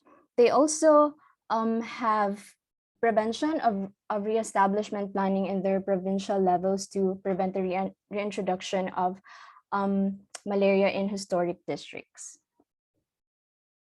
For Vietnam, they're also targeting to eliminate malaria by 2030. They have vector control measures like IRS activity, the common ones, and they're also monitoring the insecticide-resistant vectors, but they don't have environmental management initiatives as of now. They have 14/7 approach, like 2-week detection and 1-week response only. While for China, they have a variety of preventive chemotherapy measures like intermittent preventive treatment and also focal MDA. They have also different vector control measures, from using fungi toxins, fish-based biological control, and also they have larval source management aside from their environmental management initiatives like irregular irrigation in their rice fields. They also have very effective surveillance systems which really help them in their malaria elimination. in 2021, they have surveillance system for their malaria cases, for their anti-malarial drug resistance. They also have surveillance system for their response system. For their, for Japan, they are using anti-malarial residual spraying and DDT insecticides. They also encourage sanitation in their residences, which are spearheaded especially by their community members. And they also dispense free anti-malarial drugs to the places with historical data for malaria spread. For South Korea, they are trying to eliminate PVVAX malaria by 2023 and complete elimination by 2030. They have, they establish close collaboration with their military defense to implement vector control measures like IRS in their military training grounds. And they also collaborate with their communities and medical centers and neighboring countries to prevent importation. For Taiwan, they use ACT also for their treatment, and they don't usually use molecular approaches for the diagnostics. They have surveillance for their vector mosquitoes, but they do have very effective surveillance and response system through their malaria information system, which report real-time malaria cases, and they have self-reporting mechanisms also through their hotline and local public health authority. They also postponed any blood donation for returned migrants, travelers, and former recipients of malaria treatment. Now, for the emergence of artemisinin combination therapy resistance in ASEAN countries, even though dihydroartemisinin piperacquine was the first-line treatment for malaria in several countries here in ASEAN. In 2008, in Cambodia, parasites started to acquire resistance against this combination drug as manifested to their delayed artemisinin clearance. And in 2013, the situation was actually aggravated by having 46% of patients who were unable to be cleared by falciparum infections. And studies have clarified that this infection was caused by the spread of the multi-drug, this resistance was caused by the spread of the multi-drug resistance parasite co-lineage CAL1 over PLA1. And this lineage actually has expanded in some of the greater Mekong sub-region countries, displacing local parasite populations. And unfortunately, this strain was continuously evolving with one of their genes, CRT gene, developing mutations which allow them to have increased resistance against the combination drug. And this mutated subgroups quickly crossed international boundaries between 2015 and 2018, which led to Thailand and Vietnam having resistance against this, because in Thailand, they were motivated by the inefficacy also of artesunate mifloquine on Thai-Myanmar border, which has cure rate only of 42%. So when they adapted the DHA piperacquine in the country, that's when the lineage also expanded in their cross-border areas. And in Vietnam, it was manifested by the significant drop in their clinical efficacy between 2017 and 2019. This resistance was also found in Champasak, Laos, where possible cases where cross-border importation of the combination drug and the parasite's resistance to the artemisinin component of their first-line medication, which is artemether lumefantrine, and which they use since 2005. Now, for confirmation of this resistance is a study finding which said that the overall success rate of DHA piperacquine in the following countries was actually 50% only, with specific treatment failure rates ranging from 87.3% in northeastern Thailand, 61.8% in western Cambodia, 52.9% in southwestern Vietnam, and northeastern Cambodia having the lowest treatment failure rate with 26.6%. Now, for the recommendations, because of the aforementioned drug resistance, not only from the monotherapy drugs, we now have the artemisinin and piperacillin resistance in P. falciparum. And aside from that, the parasites are continuously gaining biological fitness. And since poor drug management also contribute to the resistance of these parasites against the drugs, we have to, studies propose that we have to implement genetic surveillance system, not only in countries that develop resistance, but also in countries, especially for the neighboring countries of such countries that develop resistance, to serve as precautions and reduce the uncertainty as well, so that they can allow quick operation of malaria control programs in the most vulnerable areas to any evolutionary changes in the parasite population. The studies suggest that we should integrate it as a component of ASEAN's malaria elimination strategy to accelerate malaria elimination, to avoid inappropriate case treatment or poor drug management, so that we can also avoid further spread of the disease that are resistant against these drugs. In terms of their implementation, they can implement drug efficacy investigation in sentinel sites, which are now being implemented in some of those countries that develop resistance. They can use molecular markers like the one, through using the new molecular marker for artemisinin, which is PFK13, to locate and track real-time geospatial distribution of parasites with resistance, and to ensure close collaboration between academic and research groups, so that whenever there are new results, they can immediately integrate it into their policy programs and their surveillance systems. Potential sources and partners for this would be Karma International Project, which are now having K13 artemisinin resistance multi-center assessment, and of course, clinical and laboratory studies in peer-reviewed journals as well. For a recommendation for the treatment, aside from using other anti-malarial drug combinations, a more effective treatment for those parasites that develop resistance against artemisinin would be the triple ACT, which just recently a large randomized controlled trial found that the addition of amodiaquin to artemether lumefantrine was actually efficacious and well tolerated, and has higher efficacy against recurrence of the infection compared to artemether lumefantrine, which is 90% if used alone. And they can also extend the drug's therapeutic life, since the partner drugs has mutual protection with each other. Although there are side effects, like it slightly increased the likelihood of vomiting and the mild slowing of heart rate, but nonetheless, it can be used for those having severe infections for it, but they can also use the alternative drugs, which is other anti-malarial drug combinations. And then for recommended preventive chemotherapy measure would be the focal mass drug administrations. As what I have observed from the current programs, there's not much.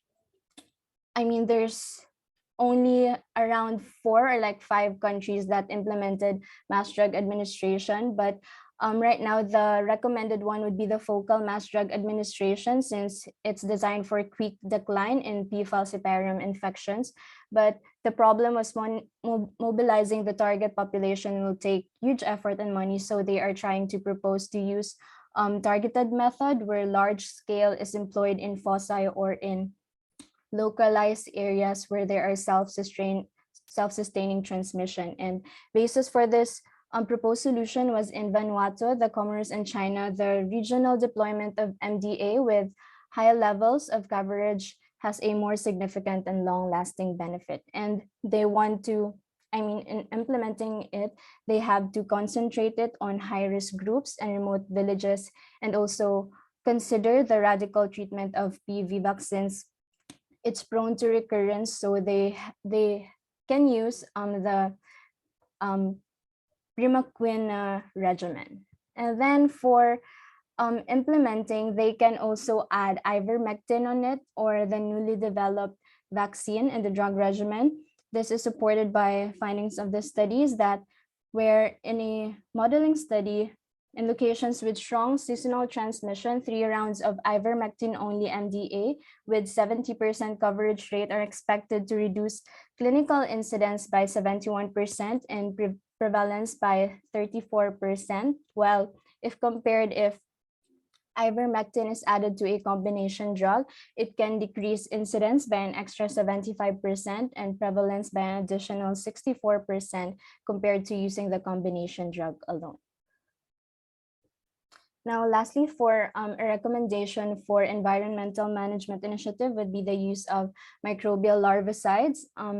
This is especially recommended since there's the problem of the changes in malaria's vector biting behavior, especially in ASEAN countries, and also the recent finding of the study in Palawan, where from biting at night, the Anopheles mosquitoes are now biting early evening or morning, and from biting indoors, they are now biting outside. And since our frontline vector control measures are either just targeting the outdoors for IRS or targeting the indoors for LLIN, I think using new initiatives that can both target indoor and outside anophelins would be good also. So larval source management can actually reduce vector larvae by removing, modifying, or treating larval breeding places.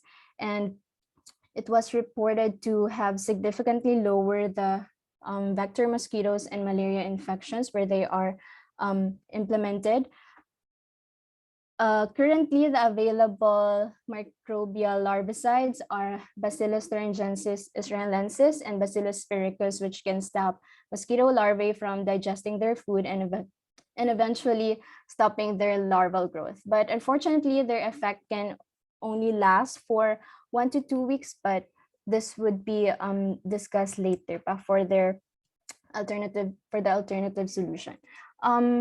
Supporting studies for the use and efficacy of this measure was in rural Burkina Faso, where in the first year of intervention, the female Anopheles mosquitoes decreased by 61% in communities with where most productive breeding locations were treated, while 70% reduction in full treatment of villages, whether they have productive or non-productive breeding locations. Well, for the second year of intervention, the reduction capacity was increased by 63.5% for the guided treatment and 77.4% for the full treatment. The same result was also found in Yaoundé, Cameroon, where there's 68.27% drop in interior biting anophelines and 57.74% for outdoor anophelines. And according to the studies, it also promoted cost effectiveness as it accumulated lesser annual cost than IRS and LLIN. Now, based on evaluation studies, there's a long list of advantages for the use of this microbial larvicide since they are not affected by the changes in adult mosquitoes biting and resting habits, since they only target the breeding habitats of the mosquitoes for breeding habitats of the larvae mosquitoes.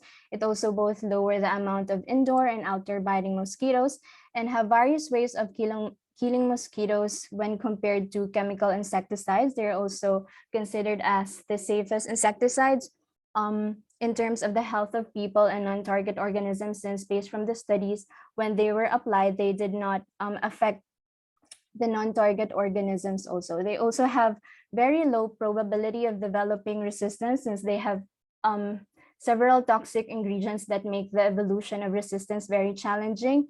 And as far as as far as reports have turned in, there are no reports of developing resistance for the microbial larvicides as of now.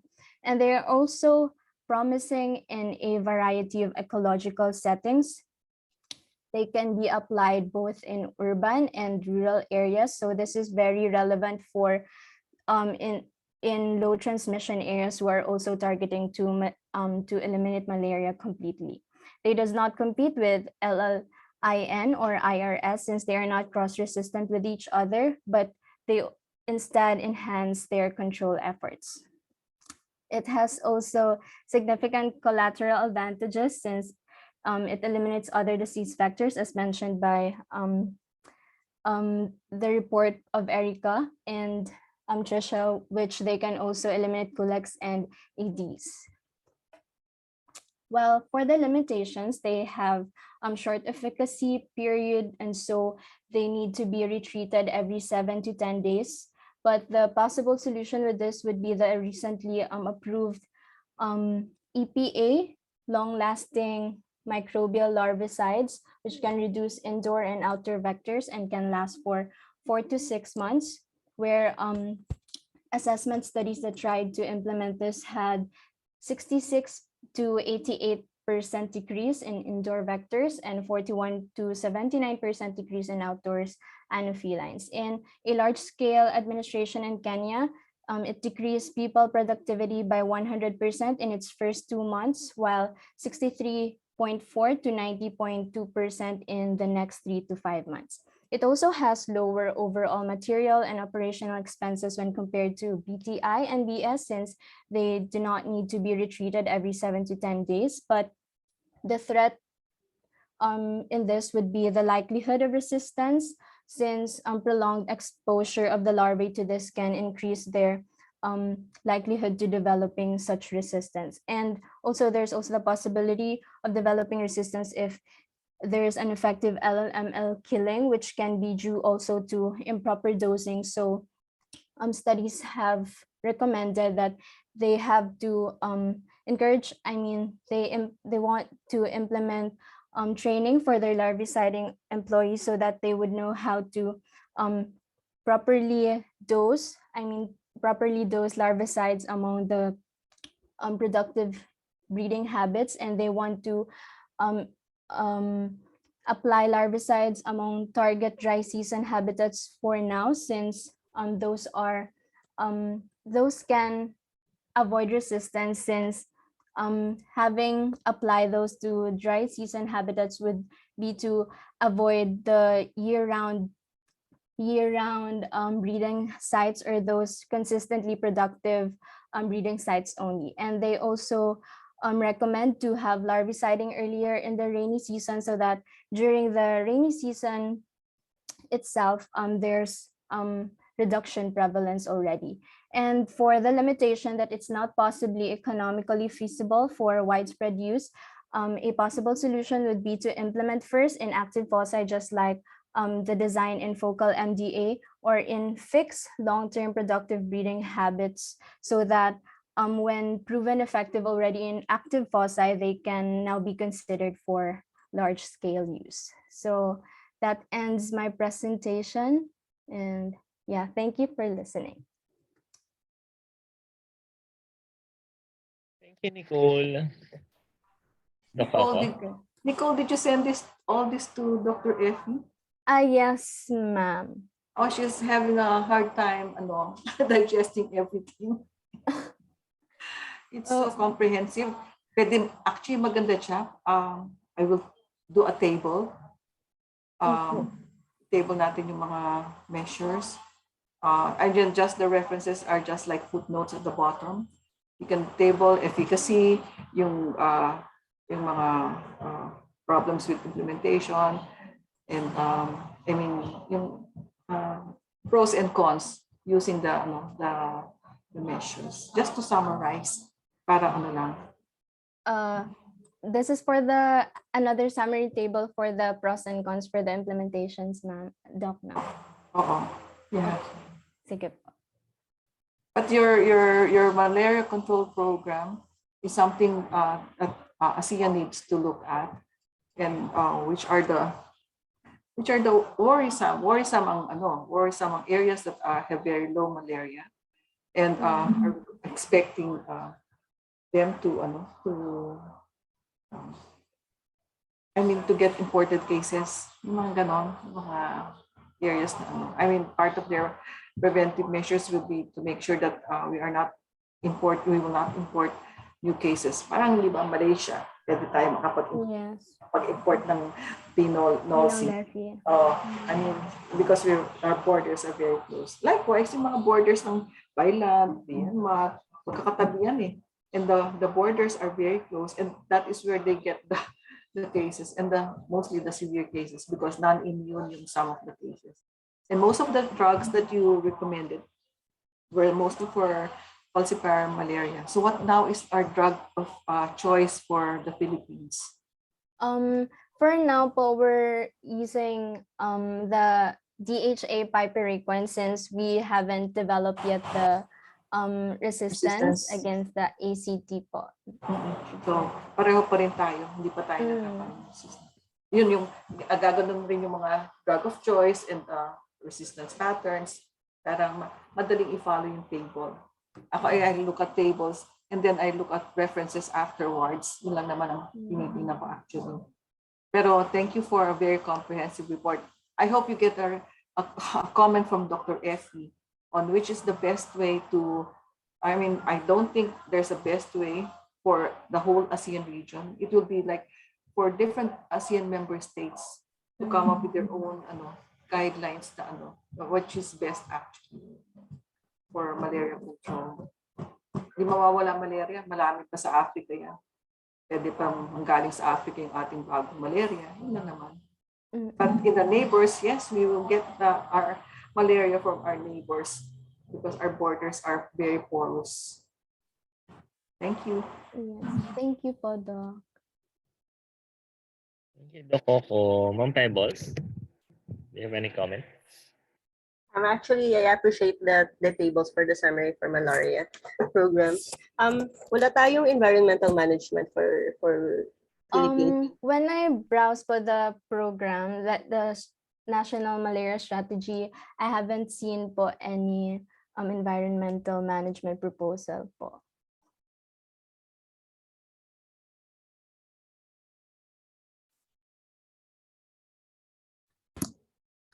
Okay.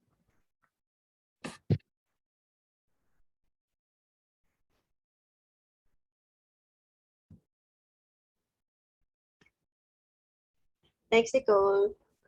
Thank you, ma'am. Ma'am Dayan, may comment po? Wala na po, Sir Gian. Thank you po. You've mentioned yung sa drug resistance. Is it hindi kasi ako masyadong familiar with malaria. Yung drug resistance ay caused by improper use of drugs ba? It's a factor also, sir, the poor drug management. But then the real cause was really the co-evolution of the parasites against the drugs. Thank you, Nicole, for your very comprehensive report, malaria. Thank you, sir.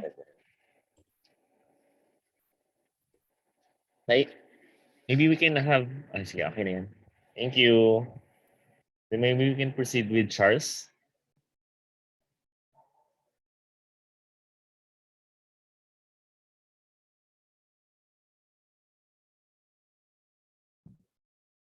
Hello po, good morning. So I will be doing my report on acute hepatitis of unknown etiology. All right, so overview of what I will be doing today. I will be reporting on what adenovirus is, since I've been mentioning it for past couple reports, and just to go more in depth about it. And we are going to discover the link of adenovirus with unknown hepatitis, together with the recommendations from the World Health Organization for public health for prevention of adenovirus. And we're also going to look into the public health response in Scotland and how applicable it can be to the ASEAN. So, but before everything else, let me just do a quick recap or rundown of the cases so far. So as of today, there have been 1,183 reported confirmed cases and 27 reported confirmed deaths. So the number is not so far as compared to last week. So when I reported, only one case got added, and that's in Greece. So this is the map for that heat map, together with the deaths. And in the ASEAN region, there are 203 reported confirmed cases and 7 reported confirmed deaths. And this has been the same number for 2 weeks now. So yes, there are no new cases essentially. Now, the human adenovirus infection. So the human adenovirus is a non-enveloped double-stranded DNA virus. And these are common pathogens with a worldwide distribution, which usually cause self-limited infections in the healthy population. However, severe human adenovirus infections may occur in immunocompromised patients, and it has no particular seasonality, so it can occur at any time of the year. The typical transmissions include inhalation of aerosolized droplets, fecal oral spread, and exogenous sources such as in our pillows and linens because they have a pretty lengthy lifespan. Now, you are infected with this when you have the following symptoms: respiratory tract infections, keratoconjunctivitis or the inflammation of your cornea, gastrointestinal symptoms, and genitourinary tract infections. Now, the treatment options for this are limited and supportive, which means that it's not really targeting, or which means that a lot of the symptoms here are just mild, and so they only treat the symptoms and they don't really require hospitalization. But some immunocompromised patients are successfully treated with cidofovir, which is used for severe or disseminated human adenovirus infections in transplant settings. So cidofovir is usually used for treating or for addressing AIDS. Now, the link of unknown hepatitis with adenovirus. So according to the World Health Organization outbreak report last May 22, updated last June 22, 75% of the cases tested, at least in UK, have type 41 adenovirus. So type 41 adenovirus specifically is associated with mild to moderate gastroenteritis or the inflammation or infection of the digestive system. Type 41 adenovirus infection has not previously been linked to such a clinical presentation in otherwise healthy children. That's why adenovirus does not fully explain the more severe clinical picture observed with the cases of unknown hepatitis, primarily because it's supposed to be just mild. But for some cases of unknown hepatitis with adenovirus, they noticed that some of the patients would require liver transplant and the like.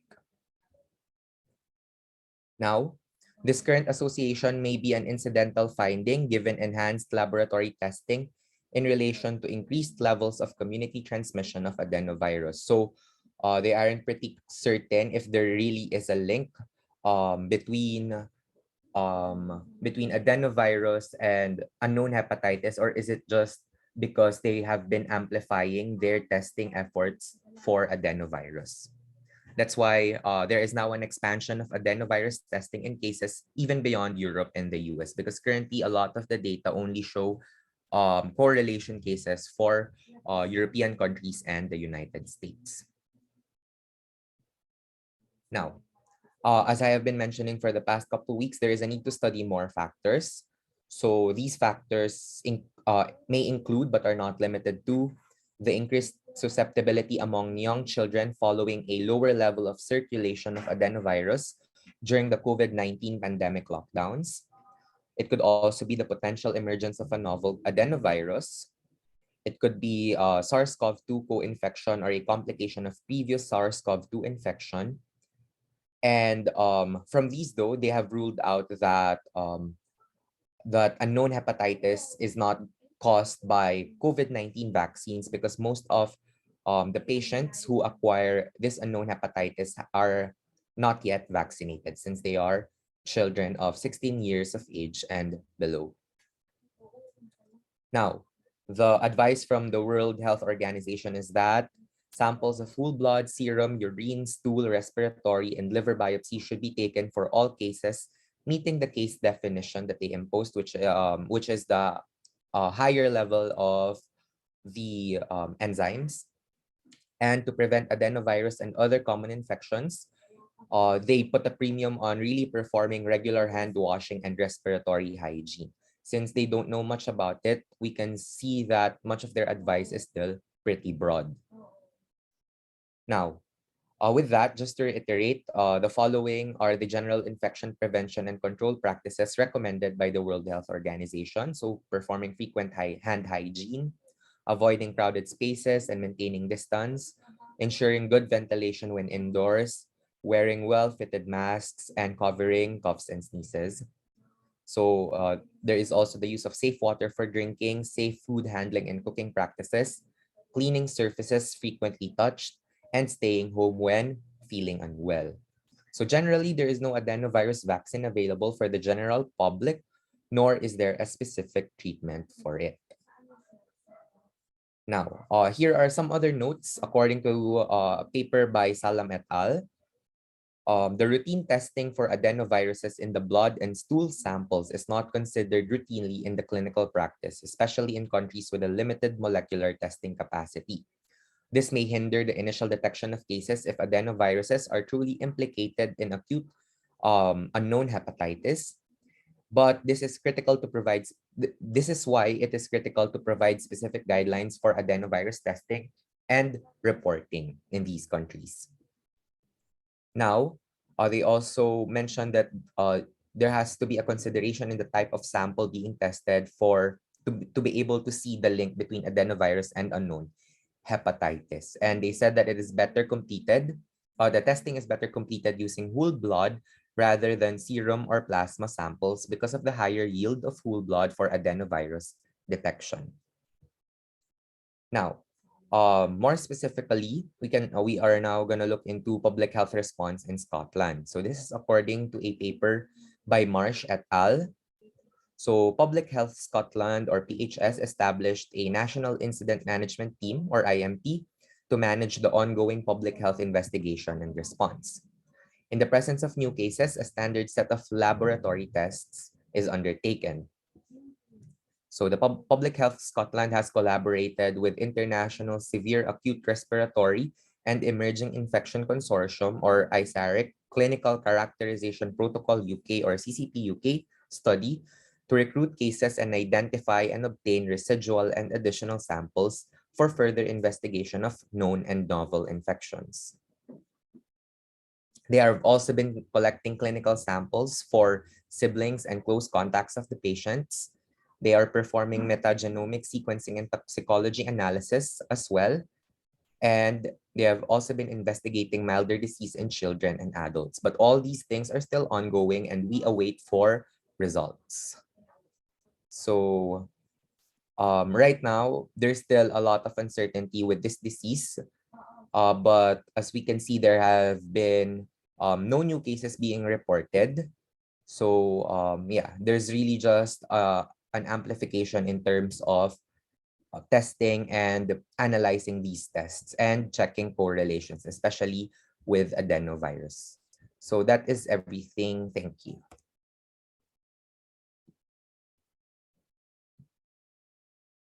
Charles. Doc Coco.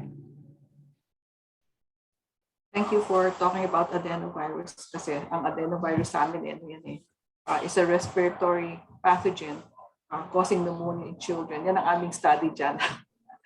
So now, I mean, this is a new look at adenovirus causing acute hepatitis. And kaya nga ISARIC atang nag-initiate yan because it's really a respiratory pathogen.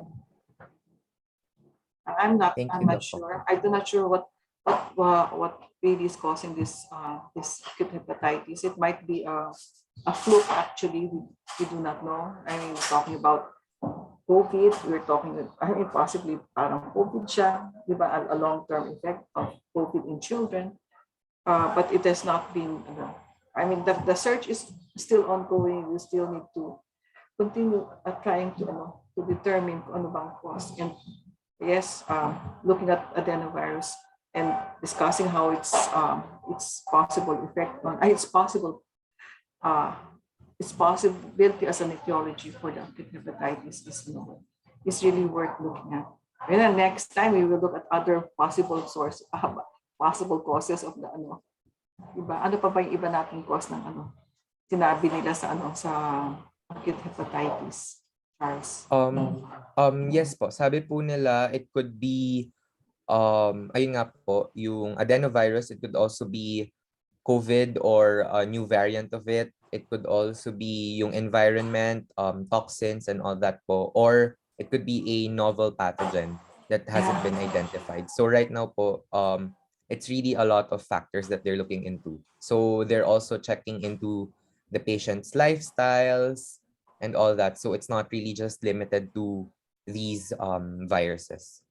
I'm not sure, is there a listing of the patients of yung mga unknown hepatitis? Because the cases were mostly children, up to 16 years of age. Why are children mostly affected? So parang titingnan rin natin bakit sila lang yan. Yes, kung ako adult, bakit kung may COVID din naman ako, pwede rin ako magkaroon ng hepatitis. But children are the only ones being reported for acute hepatitis. Yeah, so talagang it will be until the end of your internship, you will tell us what is the cause of acute hepatitis. Sorry, talagang wala pa siya. Opo. So your search will go on until the end of your internship. Thank you. Thank you, Doc Coco. Thank you, Charles. Very kasi novel yung disease, so we don't have much information and very challenging yung paghahanap ng mga information about it, lalo na sa mga programs and policies regarding it kasi wala pa naman talagang Yes po. definitive programs for it. Yes Ongoing po. pa rin yung mga studies, very Yeah, that's also the struggle, Sir Gian, na parang I'm running out of sources na rin halos since a lot of them just say the same thing. So yeah, ayun po. Maybe we can have then yung mga we can look with yung mga other hepatitis, kung ano yung mga programs with that. So we can have yung sa policies with the novel ones. So probably pareho din naman yung magiging treatment. Pero since nga may adenovirus and other na pwedeng maging cause, so pwede natin i-combine yung mga findings regarding that. Ma'am Dayan, may comment pa po. Wala naman, Sir Gian, except Wala that naman. I would like to commend lang lahat ng reports ng interns for today. Thank you, Ma'am Dayan. Thank you sa inyong lahat. We early natin, no? So would you like to have a 30-minute break and then proceed tayo sa intro ng epidemiology, or would you like to proceed ng 1 p.m.? Coco, kayo po kayo. We can have a 15-minute break. 15-minute break na lang po. Oo, tapos tuloy na natin para tuloy-tuloy na yung mga bata. Magre-report pa kami eh. Okay, Thank you. Sige. So we'll have a 15-minute break lang. Let's come back. Yeah. Balik tayo. You can bring your snack siguro. Your lunch na, early lunch. Lunch na. Thank you. You'll have your 15-minute break. See you later. Thank you. Epidemiology. What are the key concepts and terms, the calculating of rates, approach and methodology, data sources and study design, and investigating an outbreak. So I'll be discussing the first 3 topics and the rest will be discussed by Sir Gian. Next slide, please.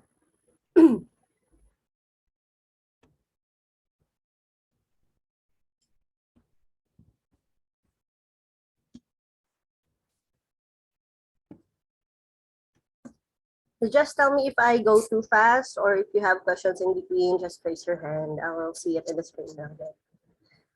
So what are our learning objectives for this session? So after this, you will be able to define epidemiology. You will be describing basic terminology and concepts of epidemiology. identify types of data sources, identify basic methods of data collection and interpretation, describe public health problem in terms of time, place, and person, and identify the key components of a descriptive epidemiology outbreak investigation. Next slide. So first, we will learn about the public health approach and how it relates to public health core sciences. So let's talk about public health in a broader context. Public health problems are diverse and can include infectious diseases, chronic diseases, emergencies, injuries, environmental health problems, as well as other health threats. So regardless of the topic, we take the same approach to a public health problem by following 4 general steps. So first, we ask, what is the problem? In public health, we identify the problem by using surveillance systems to monitor health events and behaviors occurring among a population. So after we've identified the problem, the next question is, what is the cause of the problem?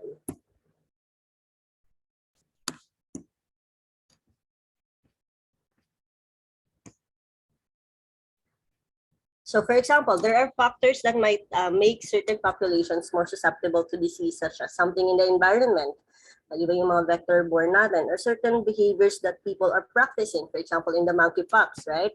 So after we've identified the risk factors related to the problem, we ask what intervention works to address the problem. So we look at what has worked in the past. So that's looking at some resources, references, in addressing the same problem, and if a proposed intervention makes sense with our affected population. Is it feasible to do it in the ASEAN region? Is it feasible to do it in the Philippines? So in the last step, we ask, how can we implement the intervention? So given the resources we have and what we know about the affected population, will this work? So as we go through this course, you will see different examples of this public health approach at work. Next slide, please. So we dig deeper to the public health core sciences. So to implement a public health approach, practitioners use and apply scientific methods. Hindi lang tayo, basta-basta lang we have these methods that are previously done by the experts in a certain field. So it comes from a series of 4 sciences that provide the foundation. So dito sa figure,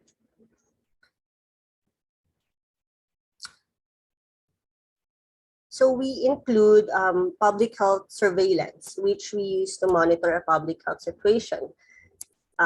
So in the UH, we have the Epidemiology Bureau to monitor a public health situation. So it enables us to determine where diseases originate, how or why they move through populations, and how we can prevent them. And then we have the public health laboratories, which support the public health by performing tests to confirm disease diagnosis. Like it also supports the public health by conducting research and training. So during the time of COVID-19, we have RITM to do that, diba? So medyo hindi pa alam ng mga laboratories natin from other regions kung paano i-testing COVID-19. And then actually at first we are sending samples to other countries until we were capacitated to do the laboratory tests here sa country natin. So as we continue to move from the proper use of paper documents to electronic health records, public health informatics continue to increase in importance. It deals with the methods of collecting, compiling, and presenting health information. It enables us to use electronic data effectively when addressing a public health situation. I think if you all guys know, the ASEAN Biodiaspora are also have this data collected by the Blue Dot team, and then we put it in a digital information na pwede natin ma-access online. And then we have the prevention effectiveness. It's close to public health policy. Prevention effectiveness studies provide important economic information for decision makers to help them choose the best option.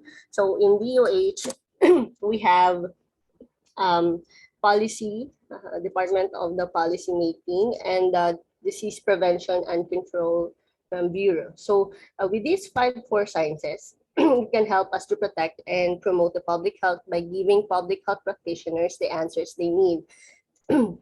It is better to understand how to respond to the situation by contributions from each of the sciences, and one science alone cannot answer the questions and provide a solution. So it's really important to integrate all these core sciences to address a public health outbreak.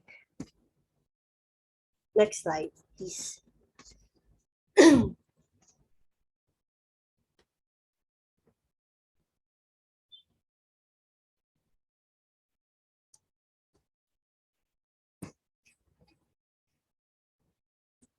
So what is epidemiology? Epidemiology is the study of the distribution and determinants of health-related states among specified population and the application of that study to the control of health problems. So we have, for example, ano ba yung mga specified populations natin?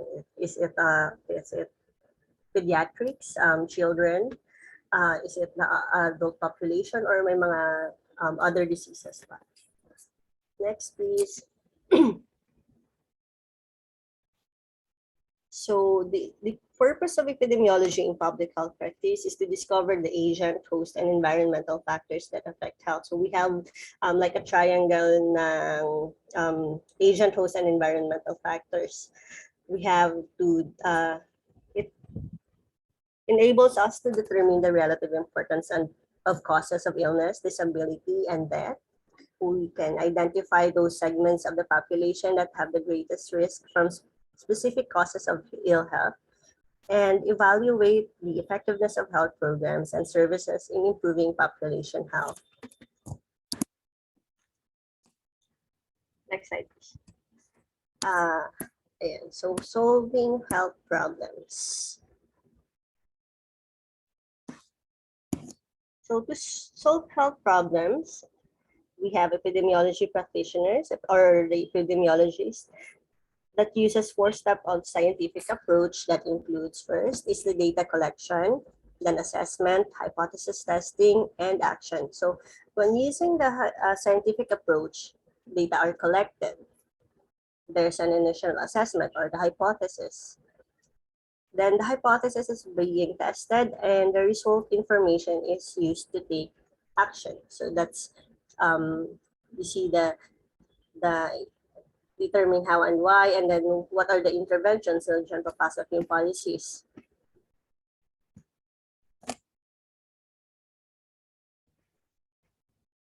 So, dun sa step 1 pala natin, when data are collected about health problems occurring among the population through public health surveillance, meron tayo in our country from the regions, from the LGUs. So, nagsasubmit yan sila ng data to the Epidemiology Bureau. So the data collected included information about when the problem occurred. For example, in sa HFMD, di ba, meron tayo last time sa Iloilo, as well as where and who were affected. So yun yung time, place, and person natin. So this is known as descriptive epidemiology, and it will be covered in greater detail sa course natin. So then, the next step is where the epidemiologist establishes inferences on the basis of the collected data and draws initial conclusion. So take note, initial conclusion pa lang yung meron dito. We're not saying na ito na dapat or ganyan na siya dapat. It's just initial conclusion based on the data that has been provided. So from using that data, we'd be able to generate hypotheses about what might be causing of the health problem. Is it a bacteria? Is it a virus? Or mga ganun. So then the how and why of a condition is determined by conducting a test or studies to determine if hypothesis is accurate. Di ba, meron sa research natin the null hypothesis, mga ganun. So is it accurate or not? Is it safe to draw a conclusion from this data? Ganyan. So the determination of how and why is known as analytic epidemiology. So kanina, di ba, we have descriptive epidemiology, and now we have analytic epidemiology, which will be explained later pa. So finally, step 4, epidemiologists take action. So that's through policy, that's through recommendations to higher ups or yung mga government leaders. So in public health, that is called an intervention. So we take action to intervene to prevent the condition from spreading further or to promote healthy behaviors. So for example, meron tayong data from the flights, yung, di ba? Example to ng biodiaspora. So we have data of flights coming to the Philippines. So we presented this data to the senior officials, and then the senior officials presented this data to, for example, in our senators or IATF, yan. So using that data, we were able to ban flights, diba, entering from China or from Wuhan. So it's called an intervention. So what are the actions or what are the steps that we need to take to further spread this kind of disease?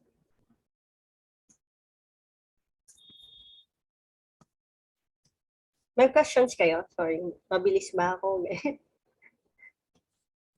Okay lang? None so far, ma'am. Okay. Sino ba yung sumagot? Is it Tricia? All right. So next slide, please. I think Gianna. Anyway, so just a knowledge check. Parang naiintindihan natin. So, parang napakita na ni Gian yung answer, but all of the following illustrate the purpose of epidemiology in public health except, sino kaya? Nicole. Sorry, ikaw yung nakita ko sa screen eh. Nicole, what do you think is the right answer? Wait, ma'am. We now define epidemiology in a public health aspect or concept.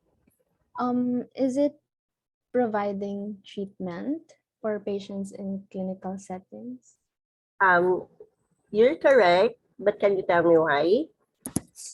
Since epidemiology usually focuses on the distribution or like what are the health risk factors for it, and so the treatment usually is not in the line of their job, since it's for the health, like for the clinical medicine officials.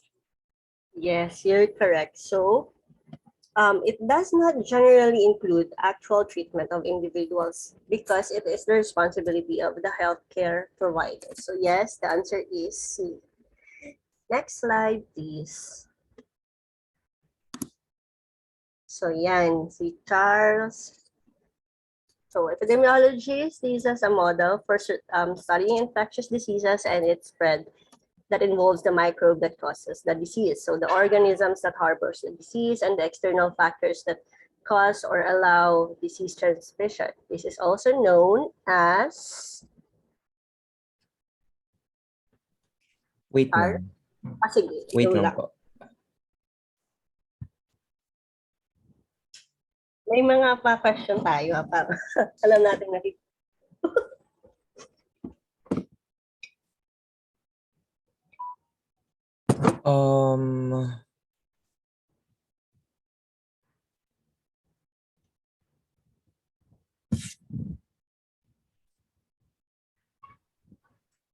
Is it D, ma'am? Is it? Hold on. Alright. That's quite confusing, I know. But, Charles. The disease, the organs, and the harbors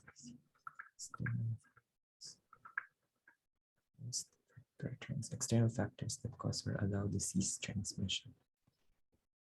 A po. But I'm not so sure. Yeah, A is not the answer. Who can help Charles kaya? Trisha? You there?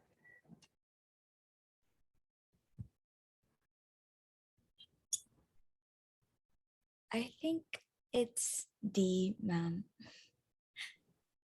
D or B? D. Delta? Organism, Yeah. transmission, and environment. Hindi rin siya. So we have now B or C. No kaya? Angela, you there? Can you help Charles or Trisha?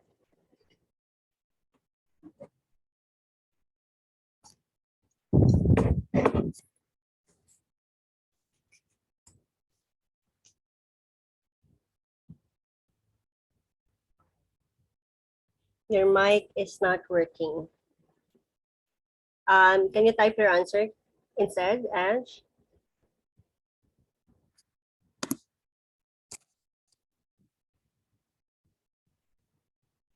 I think it's C. All right. The answer for this question is C. So remember in epidemiology, we're considering, like I was telling you before, earlier pala, so there's a triangle there. So there's a host, there's an agent, and there's the environment. So this triangle is like interconnected channel. So we need a host, we need an agent, and we need, if merong factor yung environment, right? So the answer for this question is C. So always remember that if in epidemiology, you are dealing with the host, the agent, and the environment. So that's where our policymakers are parang kumukuha sila dyan kung paano nila i-address yan. Should we address it through sa host lang, agent, and environment? So they have to address the problem using that triangle of epidemiology.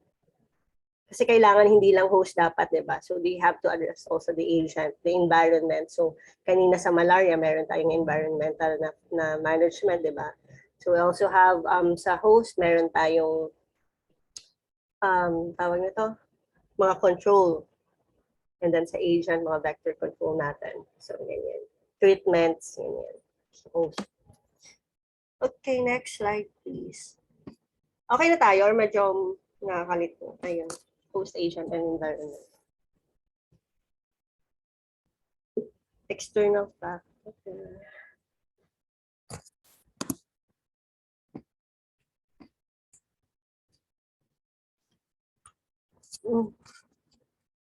So, ayan. So, we now go to our third topic, the epidemiology key terms. Ano yun? May nag-approve. Alright. Si Angela yun. So for sure, itong mga terms natin ay na-encounter niyo during sa mga search niyo or references niyo. And I know that all of you are siguro or medyo familiar na talaga sa mga terms na to, right? That even in newspapers, in the TV news, na may mention ito. So epidemic or outbreak, it's a disease occurrence among population that is in excess of what is expected in a given time or place. So a cluster is a group of cases in a specific time and place that might be more than expected. Actually, tuturuan kayo ni Sir Gian mamaya ng mga pag-solve ng mga computations later. And then when we say it's endemic, the disease or condition is present among all population at all times. And pandemic is a disease or condition that spreads across regions. And a rate is a number of cases occurring during a specific period. It's always dependent on the size of the population during that period. It's just an example. The very common example before, di ba? We have an outbreak pa yung tawag nila ng unknown pneumonia in Wuhan, di ba?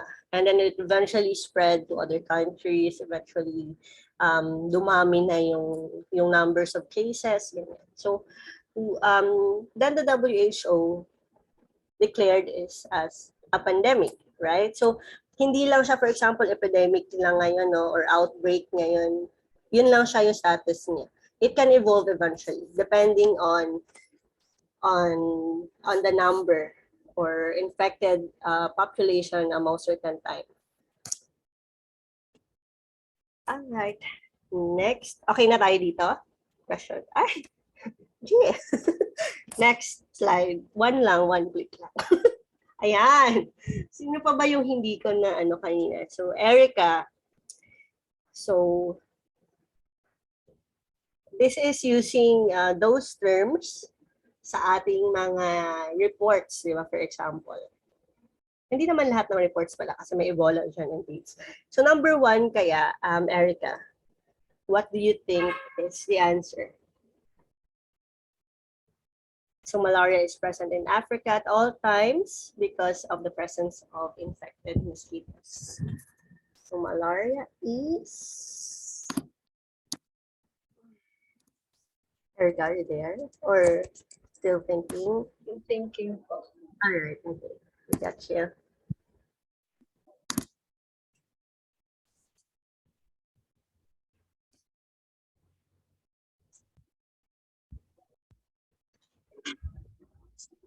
Endemic po ba? Sorry? Endemic? Yes, endemic. Kasi, bakit? Kasi we're referring to Sa buong country po. Sa buong Africa.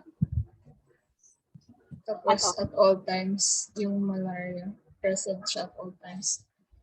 yes, correct. How about number 2? Sino pa ba yung hindi ko natatawag dito?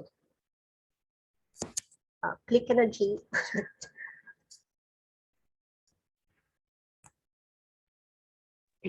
Medyo mabagal yung response niya.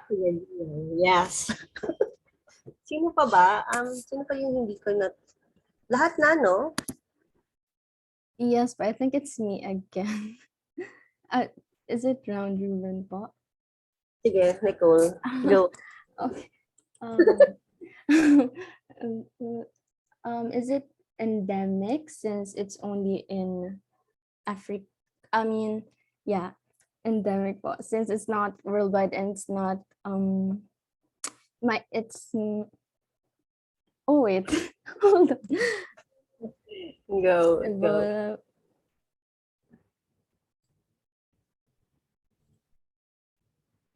Yes, it's epidemic. Since it's in excess of what is expected. I just noticed na synonymous pala po yung epidemic at saka outbreak. Yeah, that's why I have confusion about that. Yeah, so in excess of what? Ganun, di ba? So, it's epidemic. You're correct, Nicole. And then maybe Charles again on number 3. Okay, wait lang po. Alright. Natutuwa ako dito. Yung mga question and answer. HIV/AIDS is one of the worst global diseases in history. It is the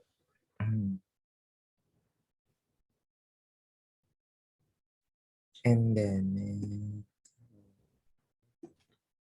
pandemic, epidemic, worst global diseases. Is it right to say that kasi if it's pandemic, spreads across regions, global diseases in history? So, Your answer is? pandemic po. Kasi global and it says pandemic, it spreads across regions. Yeah. You're correct, Charles, because it's a global disease. It Yes spreads po. across regions. So madami ng countries na. Yes, you are right. So I guess next slide. I think that's the last part. So ayun lang, we enjoy the Q&A. And if do you have any questions or should we proceed to topics 4 onwards? Yeah, I just have one question. Can you explain the difference between host and agent again? Sorry.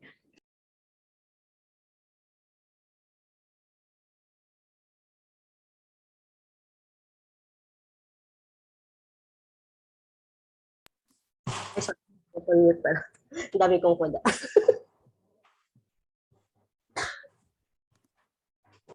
So the agent infects, sorry, can you hear me na? Kasi nakamute ako kanina. Yes po, we can hear you. Yeah. So the agent infects the host. So which is the organism that carries the disease. Yung host natin, depende yan kung ma-infect ba siya or carrier lang siya of that certain disease na ng agents. Like for example, in the vector-borne. So our agent there are the mosquitoes, right? For example. So merong dala yung mosquitoes ng virus or let's say ganyan, malaria for example. So the virus there is undergoing some stages until it goes to an infective stage rather. And then it will be transferred to a host. So depende yan. For example, we can expect malaria, di ba? Yung lamok naman is anyone with blood, they're sucking blood, di ba? So, for example, in carabaos, so the host does not necessarily mean kapag host ay nai-infect siya. So, di ba, if you can see, di ba, malaria, meron tayong mga strategies dyan na merong nets and then there's a carabao inside so that the infective stage of the malaria virus can be pupunta na sa carabao, for example, para hindi na siya, pag kumagata siya ng other host, hindi na infective stage kung meron man siyang virus ulit. So, parang ganyan. And then the host, it can be a carrier or it can get infected. So that's the host and the agent. Did I answer your question? True, Cindy.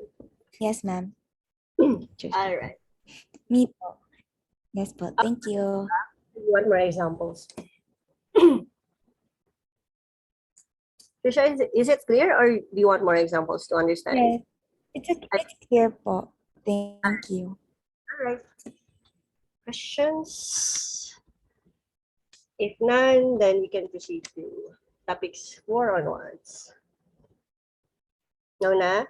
Okay. Thank you, Ma'am Pebbles. Ayan. So does things make sense na with the definition of terms? Oo, kasi medyo dapat pala. Diba, nauna siya na. Medyo na-realize ko lang netong late. Ay, parang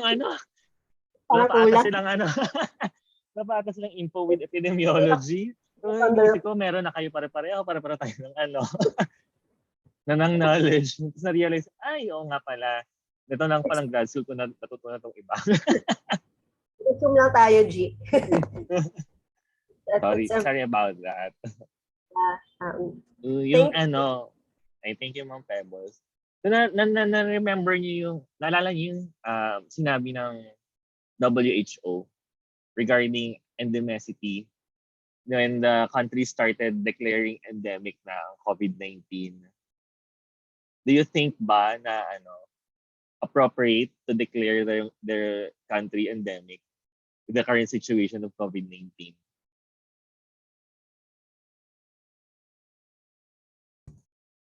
Sabi ng Thailand, G, mag-endemic na sila. Oo.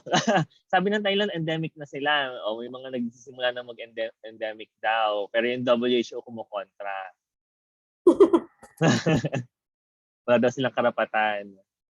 Sa tingin ninyo, do they declare themselves endemic na? Or tama ang WHO with the current definition that we had?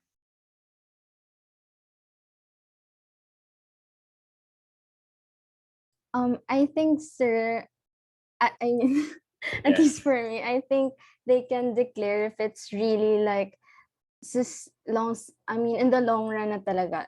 Since COVID-19 just started rin naman in 2019, so they can't really say na parang it's sustaining in their country since according to the definition, it should be a condition present at all times. So if ever siguro like after 10 years it's still existing in the country, maybe they can fit in the description, but I think right now they can't really assert with that contention na they are already endemic. Yeah, I agree with that. Yung iba, how about the others? what do you think? What's your opinion regarding yung endemicity declaration ng ibang countries?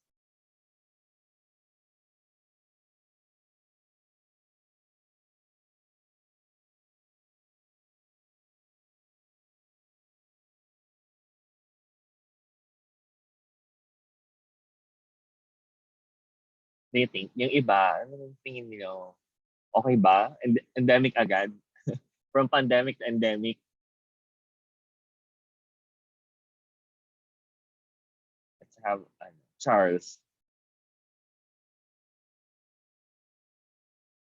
Hello po. Ako, I Yeah. think right now it's not yet optimal to go declare that it's an endemic because parang ang dami pa ring nagsusulputang iba't ibang variants and all that. So in terms of predictability, I feel like hindi pa natin na-achieve yung ganong level of confidence.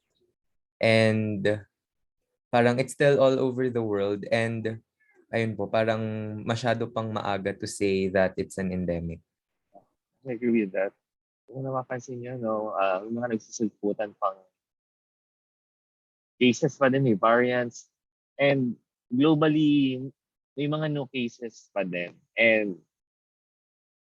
to jump to endemic agad, hindi man lang dumaan sa epidemic. Diba? Parang very confident para to declare agad ng endemic. And I guess it's a political strategy para masabi lang na they're successful with their current programs, pero it takes globally para maging successful tayo pare-pareho doon sa ating goal na mawala ng COVID-19. Okay? So may questions pa kayo? Or may clarifications sa topics kanina? So nagme-make sense na, no? Sige, proceed na tayo sa topic natin. Ang calculating rates. So ito na. Ito na yung masaya. So sa public health kasi, we need to calculate things. So as mentioned earlier by Ma'am Pebbles, epidemiology is one of the assessment in public health. So in clinical setting, so lahat ba kayo magme-med? Sino magme-med after baccalaureate? Ako sana. Ako din. Sumama. Recommendation. Sige, mag-medicine kayo. Bata pa kayo eh. Ako may existing application of that. Ayan, si Nicole, Erica, Angela. Trisha and Charles, hindi kayo magme-med? So, hindi ko ata nakita kanina. Wala pa sa plan. Go Trisha, go Trisha. Still Okay lang thinking naman. po. Okay, sige. Okay lang naman. Yes, same po. That was the plan. But right now, I'm not sure na po. Napagod. Parang ano. Ay, ganun din naman ako. Okay lang naman. Pwede namang mag-work muna. And may mga med naman after ilang years. Yeah. Oo nga, ngayon pa yung nag-apply. Yeah. So with medicine kasi sa clinical setting, kailangan natin ng magandang assessment. So yung assessment natin, yun yung magiging backbone natin to have a good prognosis and clinical outcome. So kung tama yung assessment natin with the disease sa clinical setting, tama yung magiging treatment natin and maganda yung magiging outcome ng pasyente natin. So either they get cured or they get treated with the disease. So with public health, kung maganda yung ating assessment, epidemiology, yung surveillance natin, magiging maganda yung response and intervention natin with the public health threats. Yun ay kung paniniwalaan ng end users yung data na meron tayo. So importante na merong magandang communication between epidemiology, surveillance, and yung sa interventions. So calculating rates.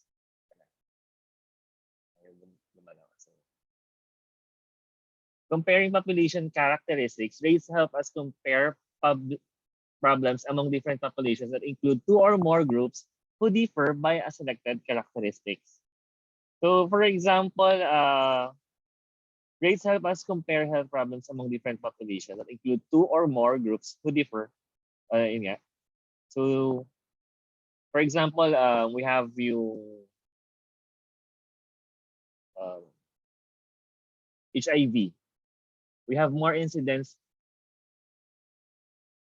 of HIV cases among males sa Philippines versus females.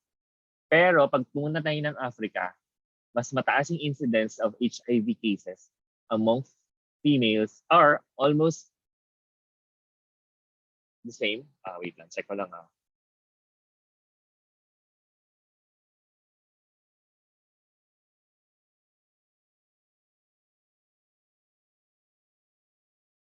So,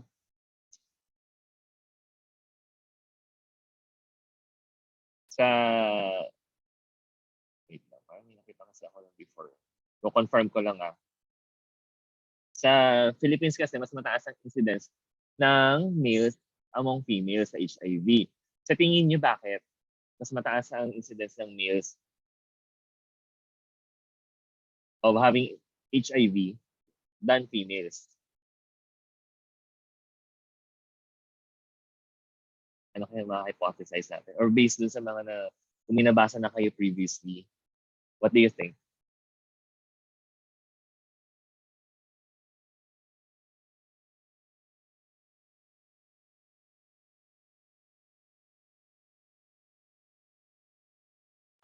Kasi ano yan di ba? Remember, ang HIV is something behavioral. Behavioral, yes.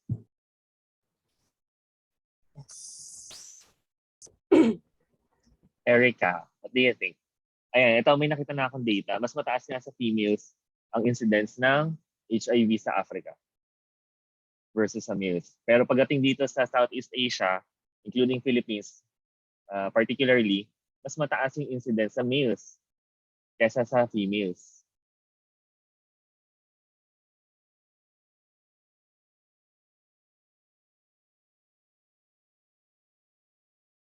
Erica? Hello? Ano nangyari kay Erica? Wala si Erica. Angela?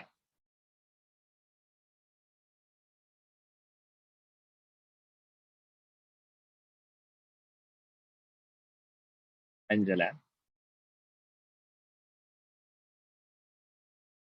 Angela, are you there?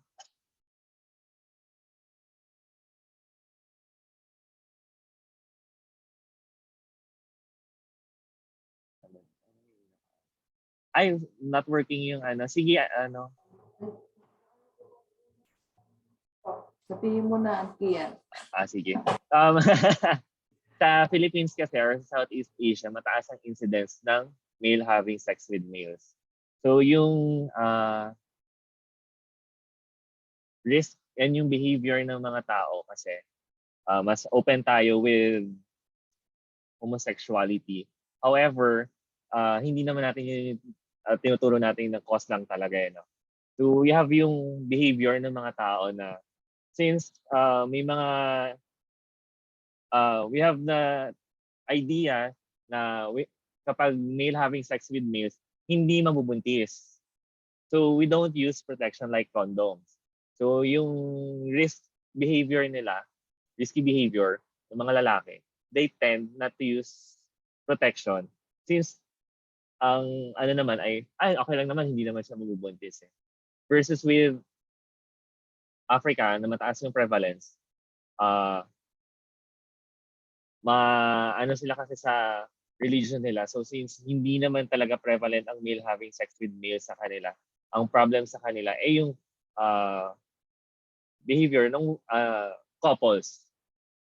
So, may mga Muslim countries, may mga multiple sex partners na females. So, syempre, yung isang lalaki, kaya niyang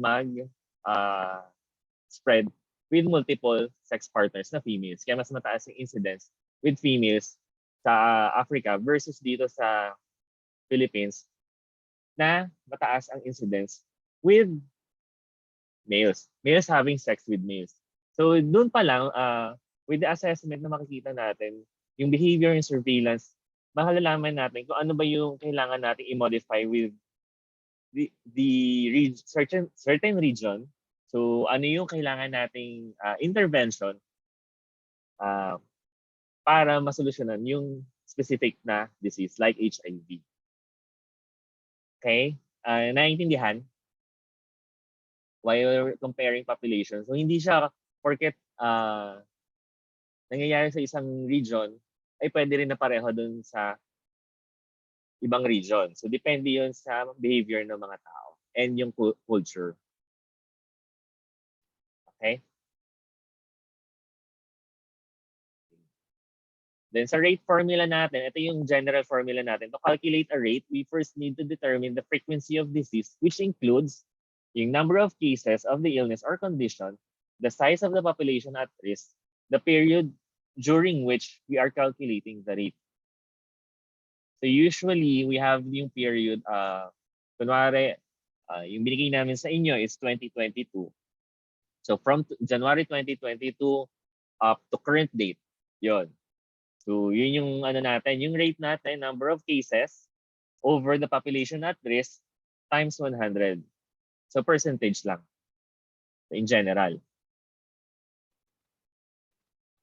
So scenario of unexplained pneumonia. So for example, July 21 to 24, may American Legion Convention, Philadelphia, and Pennsylvania had cases.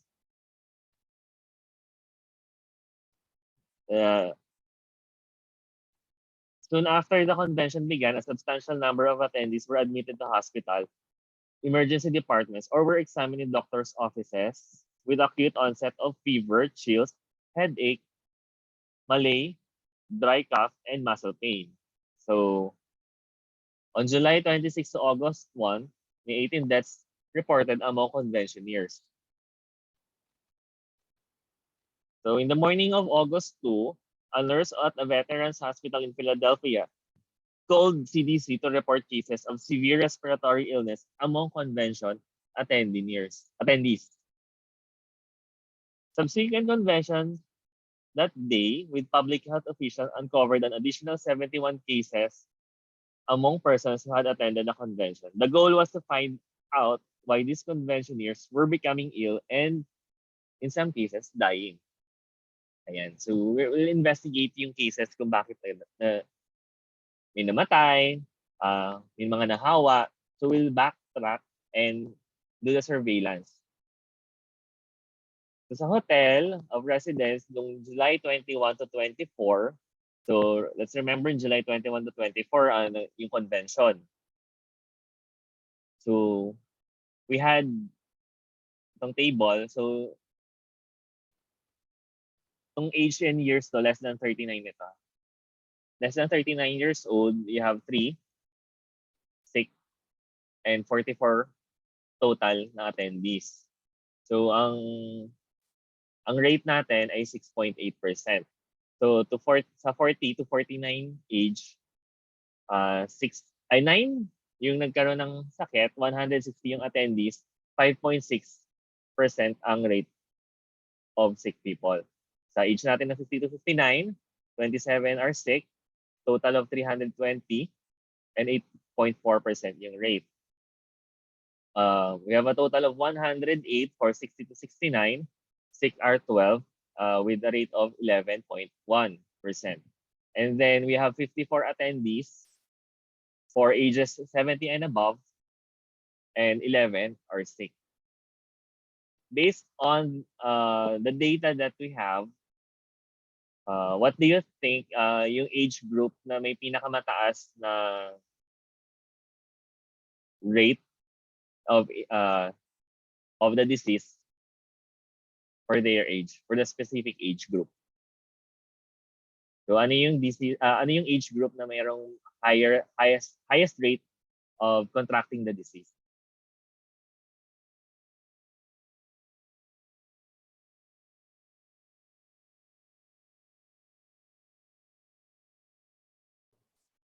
Hello, huwag kayong matakot kay Gia.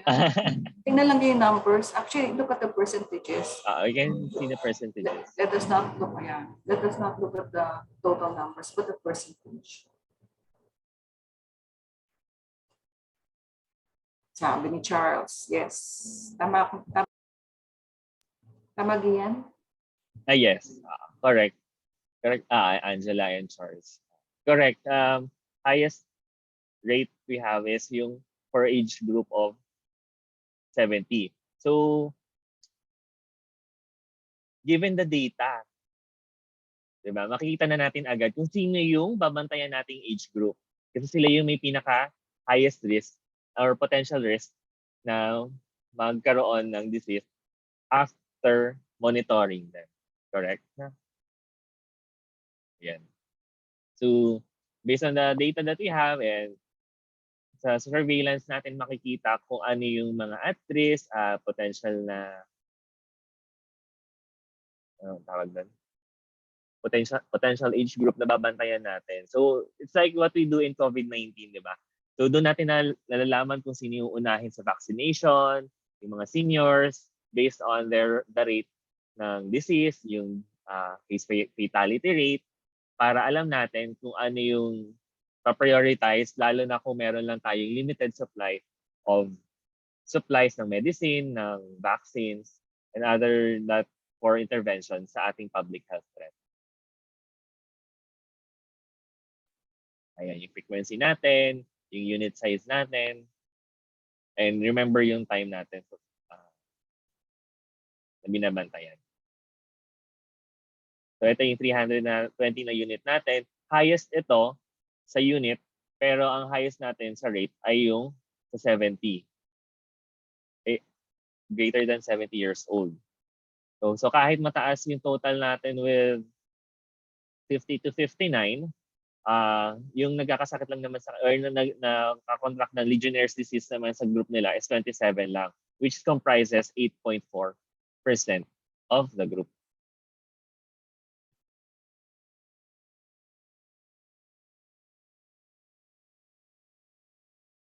Okay? So ito yung positivity rate. So how do you recall or remember na laging sinasabi itong positivity rate ni Dr. Yusek Berhere sa mga COVID bulletin niya?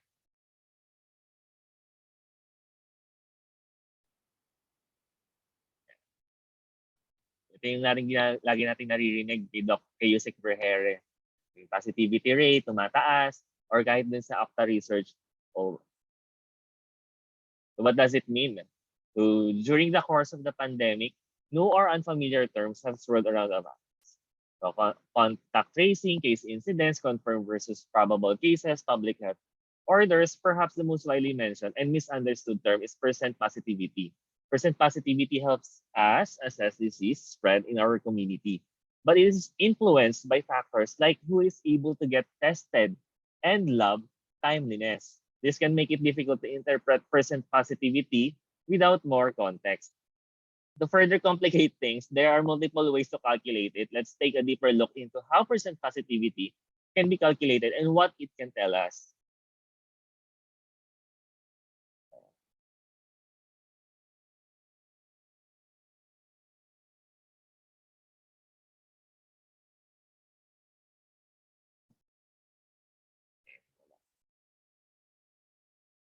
Balikan natin.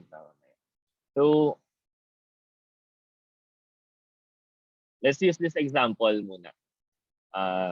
This example outlines how 10 total people with 2 positive and 8 negative, with 11 total tests, 2 positive from one person, 1 positive from another person, would be calculated with each method. So meron tayong tinatawag na test over test, meron tayong people over test, and meron tayong people over people. So as you can see, dito, meron tayong 10 people tested, meron tayong 11 total tests, meron tayong 3 tests na positive, and 8 tests na negative. If we look at the tests lang. So may isang tao tayo, dalawang tests siya, dalawang positive din. But we look at the people lang, we have 2 people positive and 8 people na negative. So paano nangyayari yun? Bakit may mga nagdodoble ng test? So, we usually yan kapag we use confirmatory test, ayan. So, may mga nagdodoble tayo ng positive or mga inuulit. So sa test over test, we take the number of all positive tests and divide by the number of total tests. So ito yung total test natin, 3 plus 8, it's 11. Divide by the number of, take the number of all positive tests. Yung positive natin sa test ay 3, regardless of number of people yon. So tignan lang natin yung number of tests. Ito yung usually din na ginagamit sa DOH. Ito yung ginagamit namin sa Marinduque. Test over test. So regardless of the number of people, yung test over testing computation, kung ilan yung positivity rate nung incident or nung case. Multiplied by 100. So if we use yung example natin, we have 11 tests and 3 positive tests. Divide mo sila, multiply by 100, we get 27% of positivity rate. Sa people over test naman, this method, number of people with positive test divided by total number of tests. So we only have 2 positive people divided by 11 tests. Multiplied by 100, we only have 18%. Pero ewan ko kung hindi masyadong ginagamit to, yung people over test. And then people over people, so yung number ng total ng people natin, which is 10, yung denominator natin, so we have the numerator for 2 positive, ito yung dalawa lang natin na nag-positive, multiplied by 100, so we get 20%. So usually, itong people over people or test over test ang ginagamit natin for testing. Ni-gets? O medyo magulo? Yeah. Totoo. Yung sabi nga ni Charles, yung headline nowadays, mataas yung positivity rate sa Metro Manila uli. So yung threshold natin sa positivity rate is, na sinet ng WHO is below 5%. Ngayon, ang Metro Manila is going beyond 5% na. Sa tingin niyo, bakit ang taas ng positivity rate ngayon? Ano bang ibig sabihin pag mataas yung positivity rate? Based on what we have here. Or siguro based on your previous knowledge then, what can you hypothesize na naging increase ng positivity rate? Is it because we have higher diagnostic capacity, sir? Since we can now implement also confirmatory tests, which can add to the figures for especially for the numerator. With the numerator. Well, yung iba, what others think? Let us remember, para mapababa natin yung ano bang kailangan natin para mapababa natin yung positivity rate based on the formula that we have? What do we need to increase? Number of people tested. Yeah, that's correct. So enable for us to decrease yung positivity rate, we have to increase yung number of tests. So what do you think yung problem natin ngayon sa Philippines? Ba't tumataas yung positivity rate? Kakunti lang po yung natetest. Tapos among the people tested, sila po yung parang population na positive. Yeah, So, that's malaki correct. po. Yeah. Kaya tumataas yung ating positivity rate kasi bumababa yung nagpapatest. So mas marami yung tumataas yung positive rate tests natin versus doon sa total of tests dapat na kinakonduct natin. So I'll give you an example. Scenario namin noon sa Marinduque. Galit na galit sa amin yung provincial DOH kasi ang taas ng positivity rate namin noon. During that time, ang recommended ng DOH is to consider positive na yung inantigen.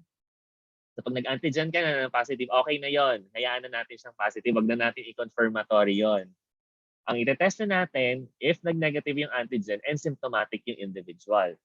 However, during that time, ang ginagawa namin, which is wrong, kasi hindi yun yung ano ng DOH, ang tinetest namin for RT-PCR yung positive with antigen. So nag-positive na sa antigen, nag-positive pa ulit sa RT-PCR. Tumataas yung positive test namin, hindi naman tumataas yung total test namin. Kasi same person lang din naman yung tinetest namin. So what we did, we intervened, we followed yung guidelines ng DOH para bumaba yung positivity rate. Tataas yung case, oo, pero bababa yung positivity rate. Yun yung importante doon. Ibig sabihin, we are able to detect more cases, na-isolate natin sila earlier, we intervene earlier. So hindi siya kakalat agad. So yun yung importance ng positivity rate natin. So mas mataas yung positivity rate, ibig sabihin, mas maraming nakakalat, maraming unknown cases tayo na nandyan lang sa paligid na hindi natin na alam. Napakalat-kalat na sila kasi hindi sila tested. Ayun. So, mababa ang positivity rate, ibig sabihin, okay yung testing natin, yung detection natin, okay din. So, ito yung positivity rate natin, example number 2. Ito a little more complicated with more people being tested multiple times. And one of them having tested negative once, then positive later. Notice how people over test can start to look quite different from people over people method. Ayan. So ito yung people, so we have 10 total people na tinest natin. We have 3 people na positive. So as you can see, isa lang yung mag-positive sa kanya, positive na yung person.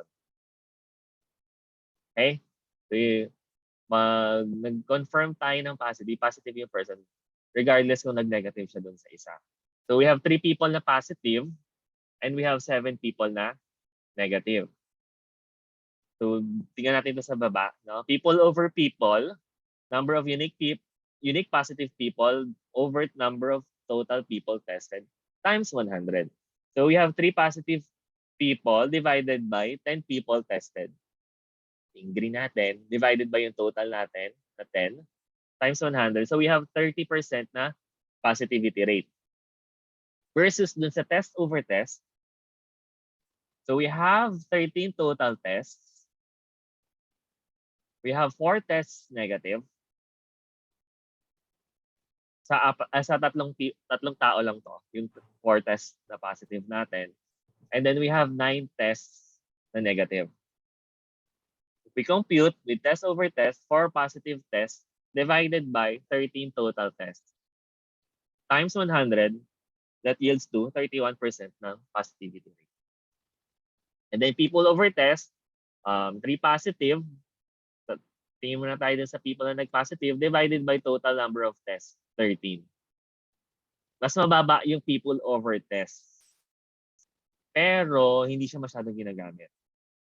Doon tayo usually sa test over test, saka people over people na nag-check ng ating positivity rate. Malinaw? May questions? May questions sa positivity rate? So, Gian, ano ginagamit ni Dr. Rosette? Hindi ko sure. Parang ano do, test over test po. Okay, the number of tests done. Test po na. Kasi Number of tests magiging, conducted. let's for us, be accurate.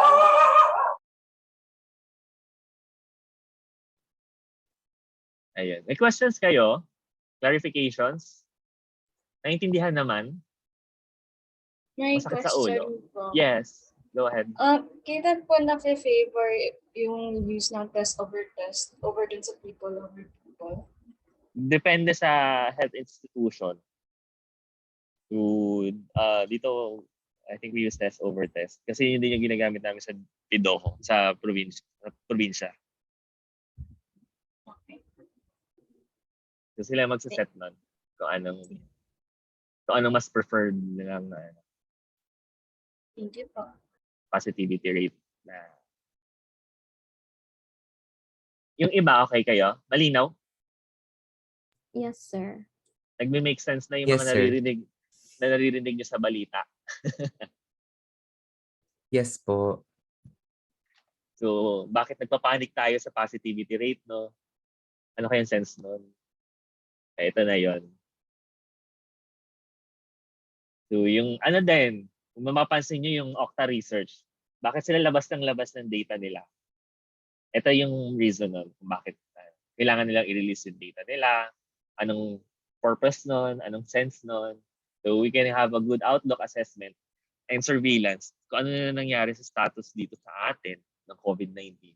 So, we have, as mentioned by Charles earlier nga, dito sa Metro Manila, nag-i-increase yung positivity rate. Ibig sabihin, tumataas yung cases natin, hindi tumataas yung ating testing, in detection. So, we need to detect more para mapababa natin sa below 5% ulit. Maganda yung ating response or yung intervention na ginagawa. Okay? Okay pa kayo?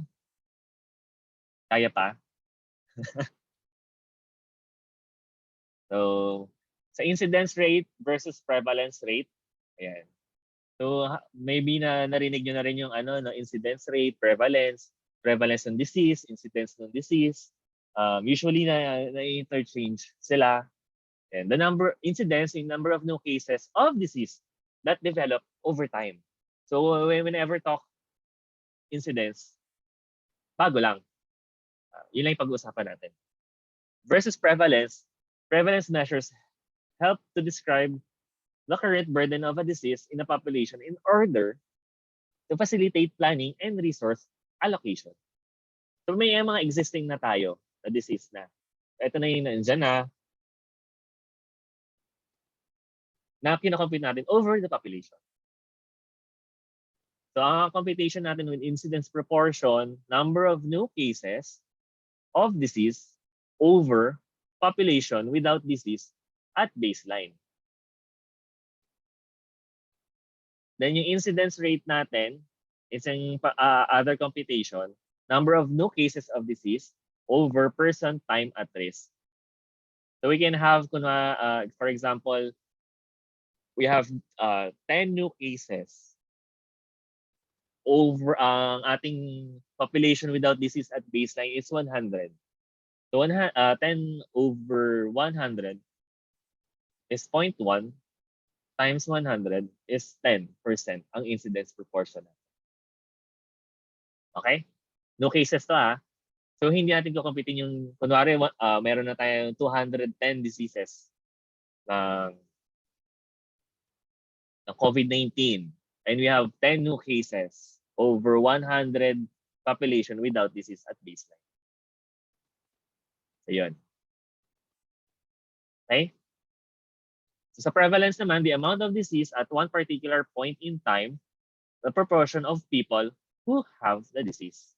So number of people with disease over population times 100. So kunwari we have yung total natin ng ano ba yan natin? Kunwari 1.6 million ng COVID-19 cases. Yun yung total na natin, di ba? Overpopulation ng Philippines, 110 million times 100. So yun yung prevalence natin. So yun yung prevalence natin, paano ba, gaano karami yung cases natin ng disease on a certain population. Versus dun sa incidence, yung no cases over population without disease at baseline times 100. Okay? So yun yung difference nila. So ito yung ating epidemiologist bathtub. So as you can see, yung ating incidence, yung galing sa gripo. So ito yung new cases natin. And then your prevalence, ito yung nasa bathtub over yung population natin. Yung population natin is yung bathtub. So yung kung gaano kadami yung prevalence natin, di ba? Yun yung water natin sa loob ng bathtub na ating population. And then our recovery, which decreases our prevalence. And then yung death natin, yung leakage natin or mortality. So kung yung nababawas natin is yung death or yung prevalence yung existing na disease natin. Okay? Gets nyo? Gets naman? Yes, sir. Okay naman. Sakit sa ulo. Ayan. So ito pala yung positivity rate kanina. Ito yung ginagamit ng CDC and DOH. Test na positive over yung total tests natin. Same lang din naman yung kanina. So basic reproduction number are not. Narinig na to. Madalas yung ginagamit ni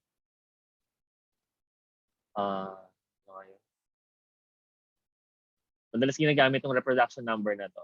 Isa pa itong describe sila ng describe, sabi sila ng sabi, oh, yung reproduction number is nasa 2. So reproduction number, ito yung R naught, a measure of the potential transmission. The basic reproductive number, R naught. The mean number of individuals directly infected by an infectious case through the total infectious period when introduced to a susceptible information. So ito yung formula niya.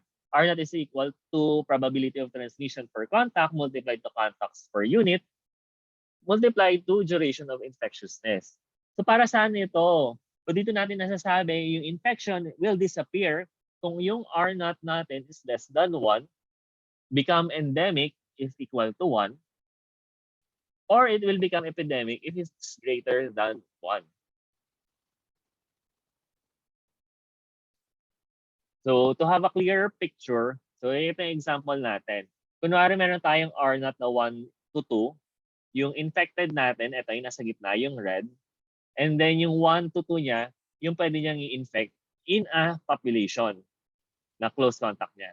So yung total natin dito ay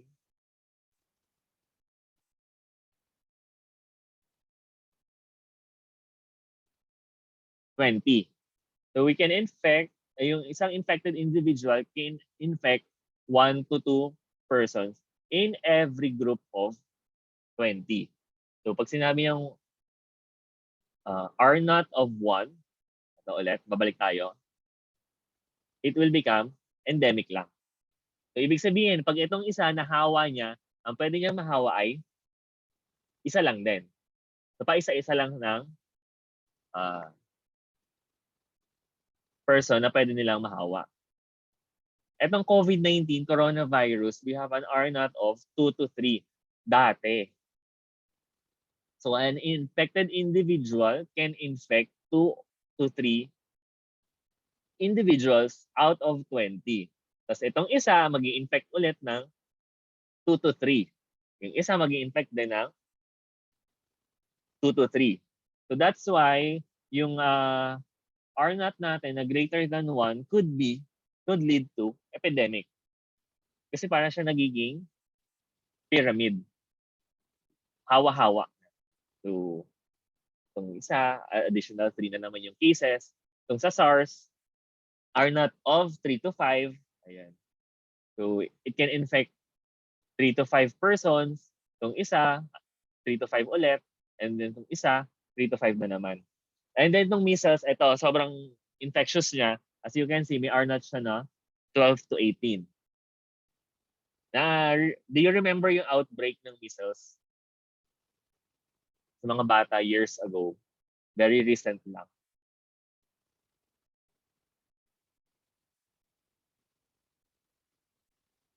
Naalala niyo yung outbreak, yung sobrang bilis ng kalat. Sobrang bilis ng kalat kasi ang baba ng acceptance rate ng vaccination. So umabot tayo sa herd immunity before. So protected everyone, even the unvaccinated, yung mga hindi pwedeng i-vaccinate, including yung mga hindi pa at age to vaccinate them. Napoprotektahan ng herd immunity. Kaya lang nung nagkaroon na ng measles outbreak, hawa-hawa lahat, including yung mga babies natin or mga infants na hindi pa pwedeng bakunahan. So sila yung mga kawawa doon. Kasi kailangan natin silang protektahan eh. Hindi pa naman nila choice eh kasi hindi pa sila pwedeng bakunahan eh.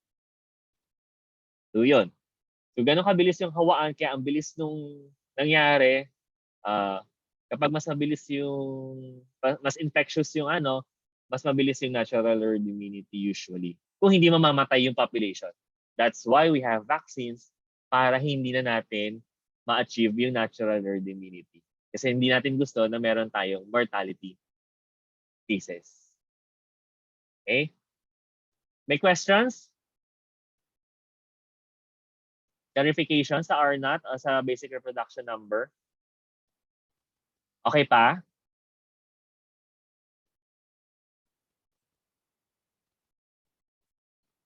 Okay pa kayo? So hindi naman Yes, natin sir. hindi naman natin ito i-compute naman. Usually mga talaga biostatisticians na ang gumagawa niya ng epidemiologists. So nasa kanila yung data, we just receive yung data, we lang din naman. So we interpret and we use yung graph ito.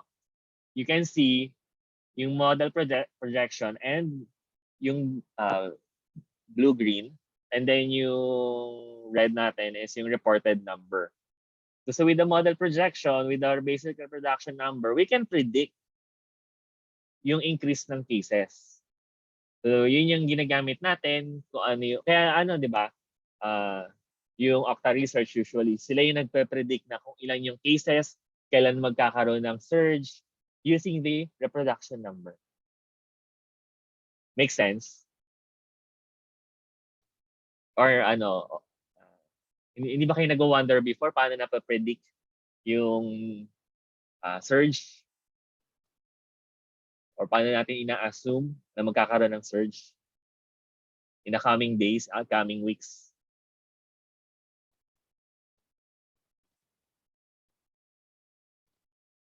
Hello? Okay pa kayo? Ayan. So yan. So we predict yung surges, yung cases in the coming weeks using yung ating basic reproduction number. And then as you can see, yung reported number, medyo pasok siya doon sa line. So that's why yung basic reproduction number, yung model prediction natin na ginagamit. So ito yung magiging tool natin na gagamitin for intervention. So kailangan ba natin halt ng flights? Kailangan ba natin i-close yung borders? O nasa loob na local transmission na to? Kung local transmission, kailangan ba natin mag-lockdown? Kailangan ba natin i-close yung borders ng Metro Manila para hindi kumalat? So yun. So ito yung ginagamit natin. So hopefully, kapag ganito yung trend natin sa reported number, ang aim natin mas mababa doon sa model prediction. Para masabi natin na yung ginagawa nating intervention ay correct. Ito yung nagiging basis natin na tool. So ito yung example natin, reported total cases in April 19, 2020, predicted number of total cases by model of COVID-19 in Sri Lanka.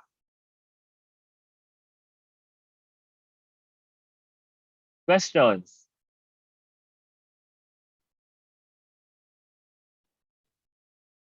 Clarifications? Okay pa?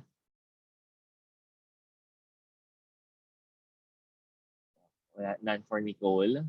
Yung iba, walang magulo sa dinidiscuss. Understood naman. Okay, sige. Then we have yung case fatality rate.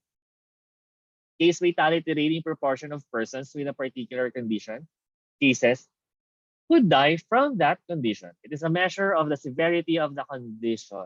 The formula is CFR, number of cause-specific, number of cause-specific deaths among the incident cases over total number of incident cases. So if we have, for example, simplihan lang natin kasi ang hirap mag-compute. Two cases ng COVID-19. Tapos yung total number of incident cases natin, 20. So we have 2 specific deaths over 10 cases. So 2 divided by 10, it's 0.2. We usually use 100. So kunwari 0.2 times 100, we have 20%. So bakit N yung ginagamit ko dito? A case fatality rate. Kasi we have rare diseases na for example, ano nga yung isa? HFMD? Kanining HFMD nga ulit, sorry.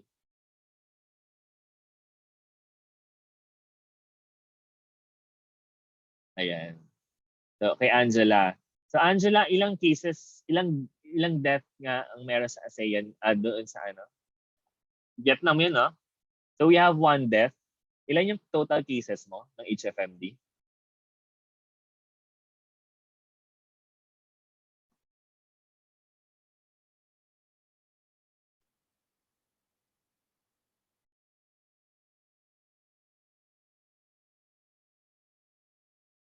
HFMD natin. Compute natin yung ano. Sa Vietnam, sige sa Vietnam lang. More 50,000 ba yun?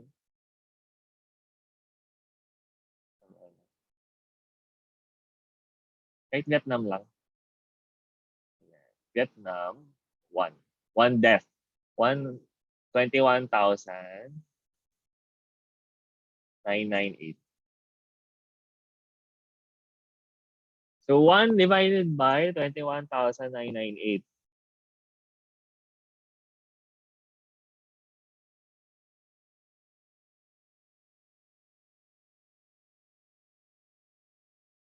We have 0.0004587.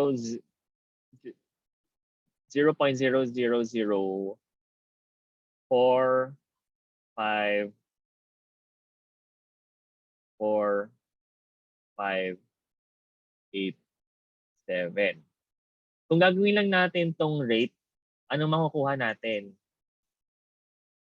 Multiply natin by 100. 0.0045%.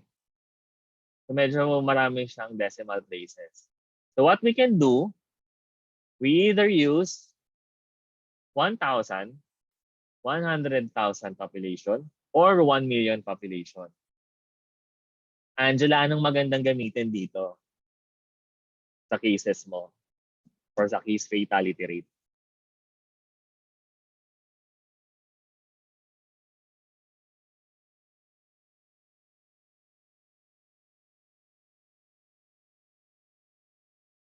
$1,000. So if we use 1,000, we'll get 0.045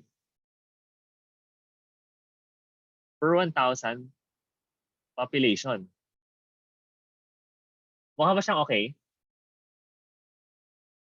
Wala tayong 0.045 na person. So what do you think is better to use? 100,000, sir. 100,000. Let's see with 100,000. 1, 2, 3, 4, 5.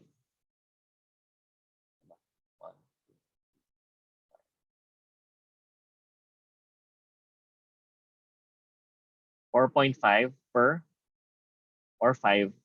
Let's say 5 per 100.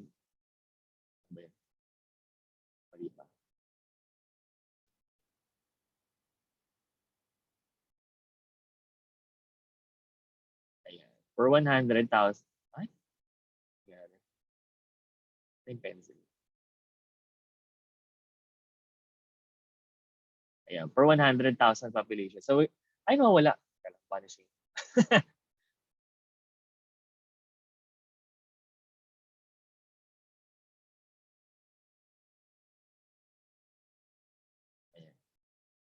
So yeah, we have 5 deaths. 5 per 100,000 population ating case fatality rate. Okay? Clear? Clear ba? So kung mas mababa yung ating ano dyan, makukuha natin case fatality rate, we can use per 1 million population. Mga rare diseases yan. Per 1 million na yung population. Kaya pag napansin nyo, full numbers yung gamit, pero per 100,000 population, per 1,000 population, para we'll not be using too much decimal places. Okay? Okay? Magagamit ba? Good. It depends on your cases, ha? So kung mataas-taas naman yung deaths ng cases nyo, you can use 100 na rate na. So pag ano na, more than pag per 100 per 1,000 ratio proportion. Okay? Hindi na siya rate. Ayan.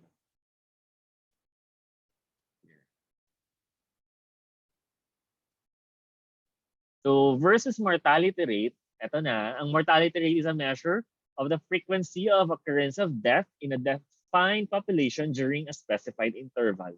Morbidity and mortality measures are often the same mathematically. It's just a matter of what you choose to measure, illness or death. The formula for the mortality of a defined population over a specified period of time is. So mortality rate, same with morbidity rate, deaths occurring during given time period or disease occurring during a given time period over the size of the population among which the deaths occurred. Okay? So we're talking about the entire population. So kunwari sa Philippines. Then yung deaths no specific disease. So ito madalas natin ginagamit sa cardiovascular diseases multiplied by 10 raised to n. So similar with case fatality rate 10 over n. Depende yun sa ating makukuha. Kung gaano karami yung ating rate. So ito, ang difference natin yung total number of incident cases sa case fatality rate. Sa mortality rate, size ng population. Okay? So yung kanina, HFMD, check natin yung population ng Vietnam.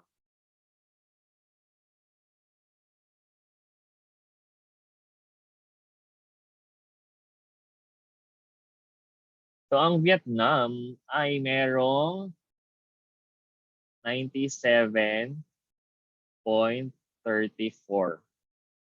million. So, kunwari, ay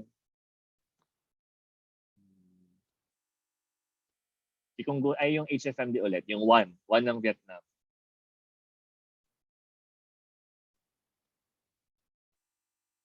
Pa-compute natin kaya ano.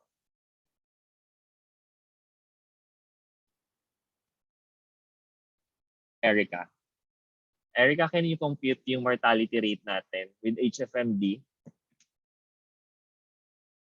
of 1 death, HFMD, over the population ng Vietnam? And anong gagamitin natin? Values of 1,000, 100,000,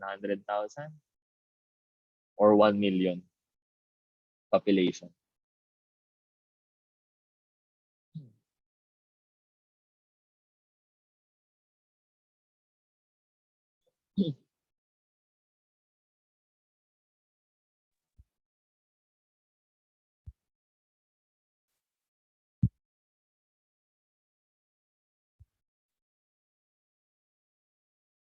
Mas maganda pong gamitin kapag 100 million para yung mapapakita na mortality rate if kinompute with Vietnam is 1.03.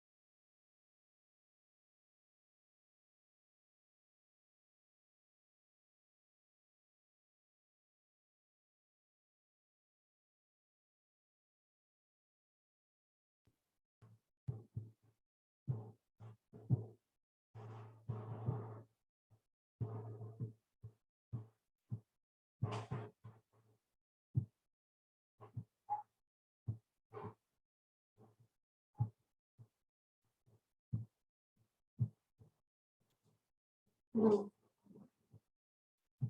pa kayo.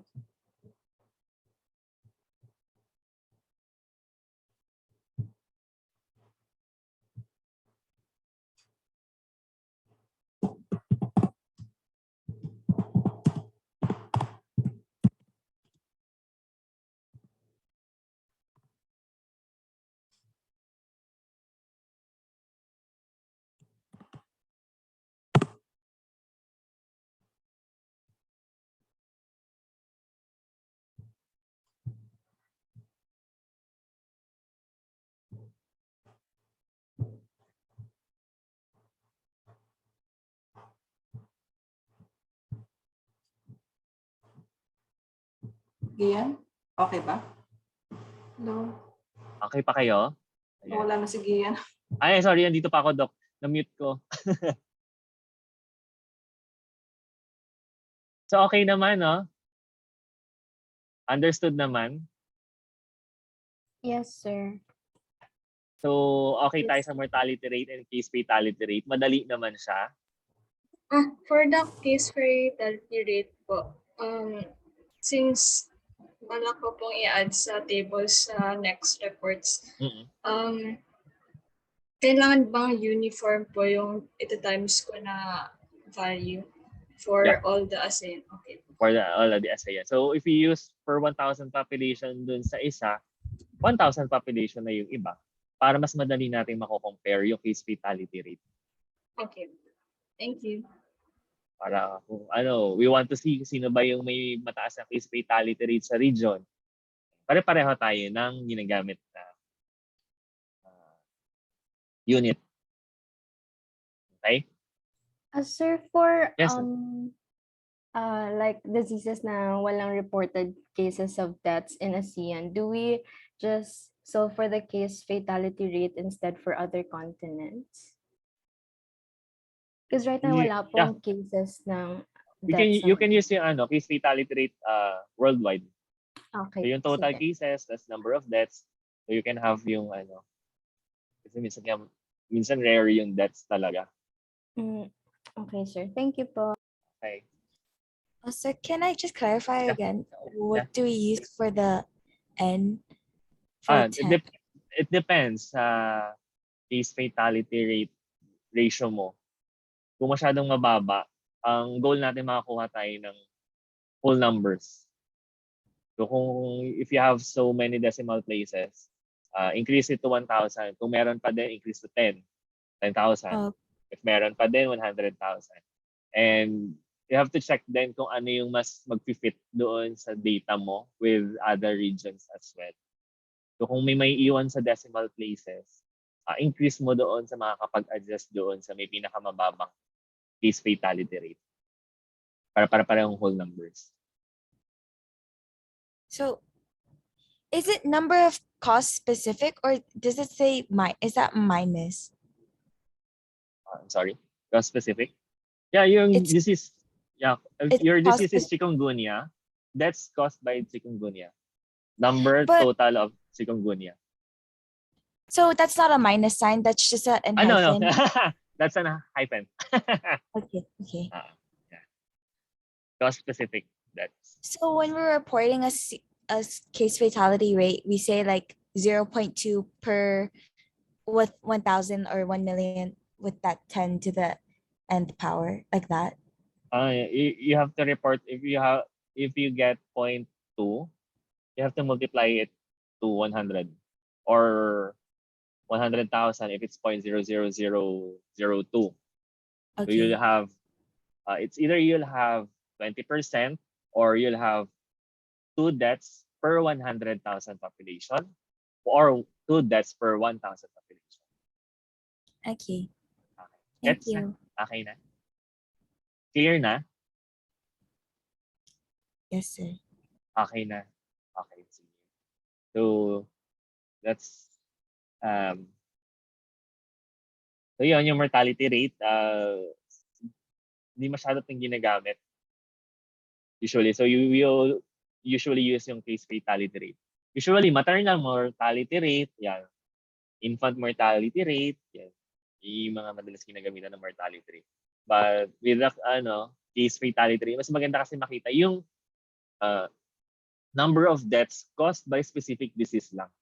So if you have contracted the disease, ano bang percentage natin ng CFR? Diba?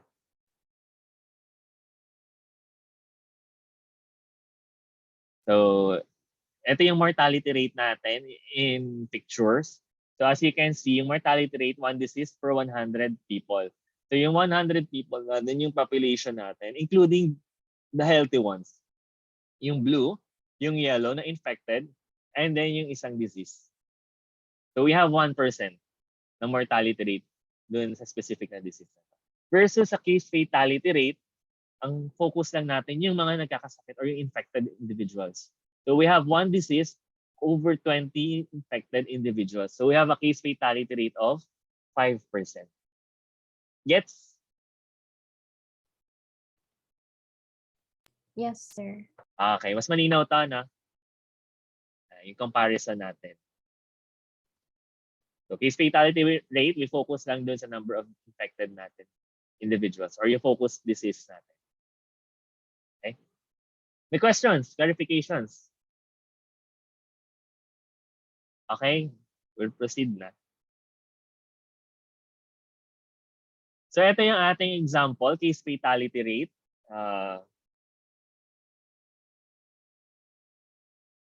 So we'll have Angela for Brunei and Cambodia, Charles for Indonesia and Laos, Erica for Malaysia and Myanmar, Nicole for Philippines, Singapore, and Trisha for Thailand and Vietnam. Kindly compute for the case fatality rate.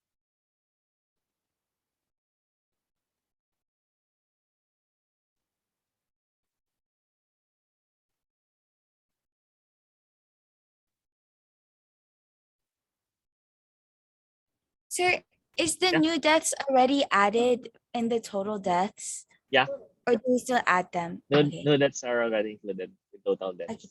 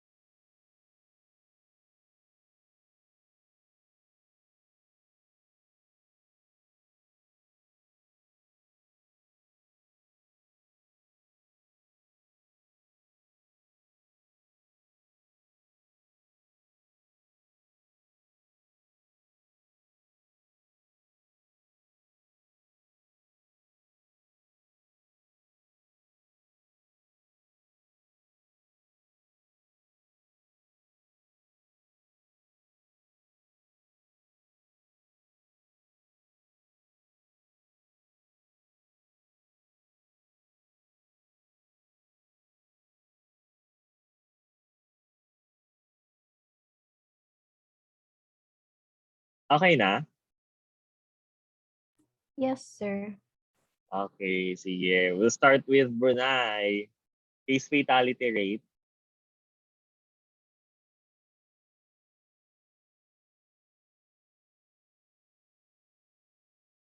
We'll be using percentage.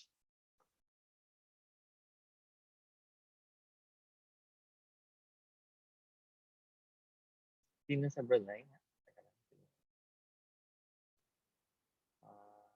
Angela? 0.13. We have 0.13%. Cambodia. Percent na.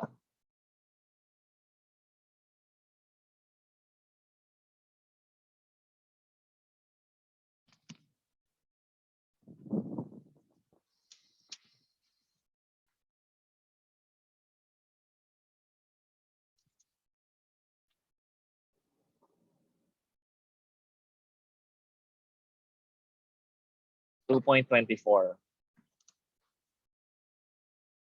Wait. Yeah, correct. We have 2.24 or 2.2%. Okay, very good. For Indonesia, Charles.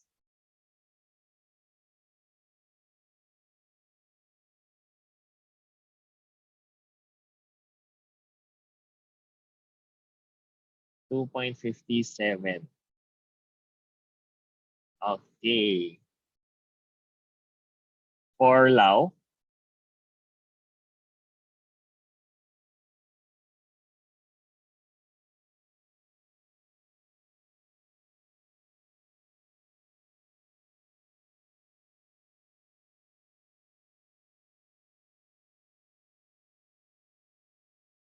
$3.6.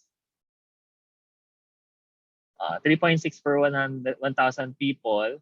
But since we're using percentage, we'll use na lang ng 0.3. 0.36 para pareho tayo ng unit. Okay. Okay. For Malaysia, 0.78. 0.78. Okay. For Myanmar, 3.17. 3.17. 17. Okay, very good. Ayan. Sa Philippines, 1.6 po. 1.6. For Singapore, 0.1. 0.1. 1. Okay. For Thailand, 0.68. 0.68. And last, Vietnam, 0.40. 0.40. Okay. Ano niyo i-interpret yan? I mean, comparing the countries Yeah. with regard to CFR. So you can notice anong mapapansin natin sa CFR. Highest natin ay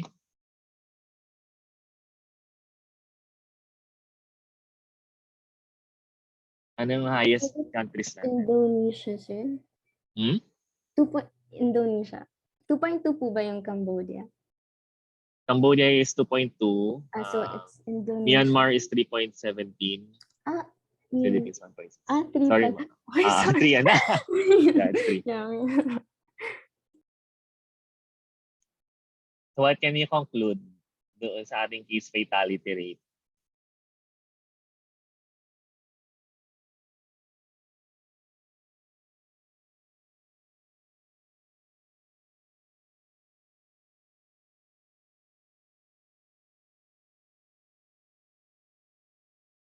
Saan ang case fatality rate natin sa ASEAN countries? Yung 10. Yung sa 10 countries.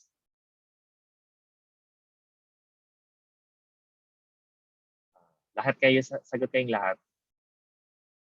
Message niyo yung answer niyo. Yung case fatality rate natin in that entire ASEAN countries. Yung 10 lang ha.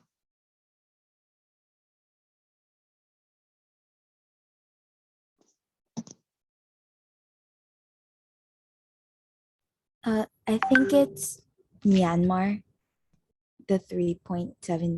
Okay, Myanmar as a highest case fatality rate.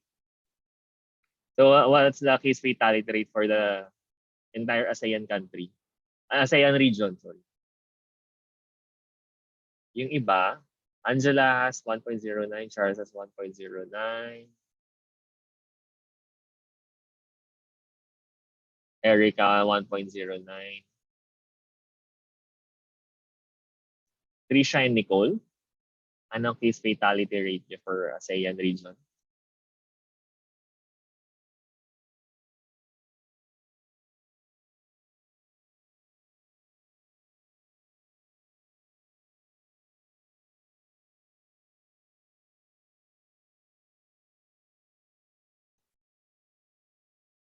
.09. Trisha,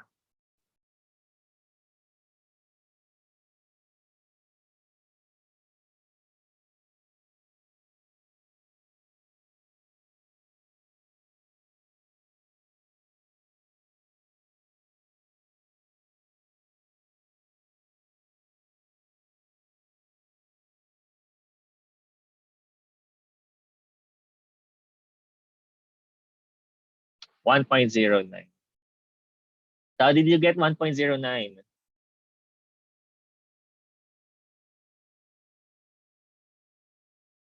Just the average po. Average ng case 10. fatality rate? The Yung iba, ASEAN ano? is total. ASEAN total? Yes, I use those numbers. This one? Total deaths over Yes. total confirmed cases. Yes. Okay. Correct. So, yun. So, yung, baka ma-confuse kasi yung iba.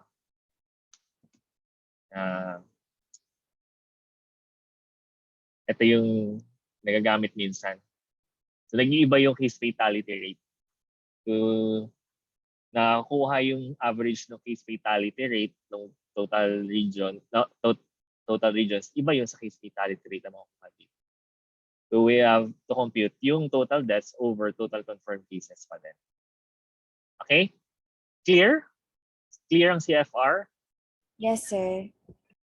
So if we have to compute for the mortality rate, for example, sa Philippines, we compute yung total deaths over ano yung denominator natin gagamitin? Total population po ng Philippines. Total population ng Philippines, 114 million population. Okay? May questions pa kayo?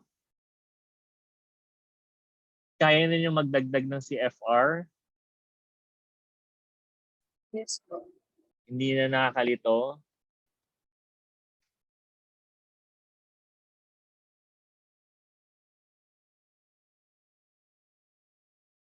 Okay na kayo? Doc, ready Yes na sila. Pwede na po sila magtrabaho. Actually, yung case fatality rate is mostly for clinicians. Yung para tinitingnan natin kung how countries are performing, how they are managing the cases. Medyo mataas tayo, 1.6 ata tayo dyan. Opo, Doc. 1.6 tayo sa number 4 sa ASEAN. But you will say it's based on population also. Ang laki ng population ng Indonesia, no? Compared to us. So, ano bang kanyang CFR? Sa tandaan nyo, mahalaga yan. If I'm clinician, I would like to, ano bang CFR natin dito? Are we performing well? Are we able to manage our cases? Are we backward compared to the other ASEAN member states? Ang maganda ang CFR ng Singapore. Talaga maganda sila mag-manage ng cases. Yun lang. Titingnan lang din yung CFR kasi that will put ourselves in the map of managing cases. Thank you. Okay na ako, Gian. Thank you very much. Thank you. Ang dami ako natutuhan, Gian, ha? Nakakalito. Hindi na ganyan ang aming epidemiology nung unang panahon. It's an age thing. Sige, para alam lang ninyo. Thank you. Thank you, Doc. So yun, hanggang dito na lang muna tayo. So yun naman yung importante natin malaman for the meantime. And hopefully, mas marami kayong matutunan in the future. At At very importante kasi ang ang mga data natin to have a better and mas maganda yung magiging outcome ng mga ating intervention. Yeah, and also for you to understand why you're collecting the data and what the data means to you and maybe to policymakers. Diba? Yun ang natin, yun ang purpose natin. Thank you. Kasi yung data natin yung magiging basis nila eh. So kung wala kang data, ano yung pagbabasehan nila for policy. So importante talaga ng maganda yung data, malinis, maayos, tama yung ginagawa natin. Kasi pag nagkamali tayo, nako, magiging mali yung policy. Magiging mali yung priority natin kung ano yung gagawing intervention. So, hanggang dito na lang muna kasi yung iba ay for for thesis na level yung discussion. Ito naman yung importante, may computations. So, wala na kayong tanong? May tanong pa ba?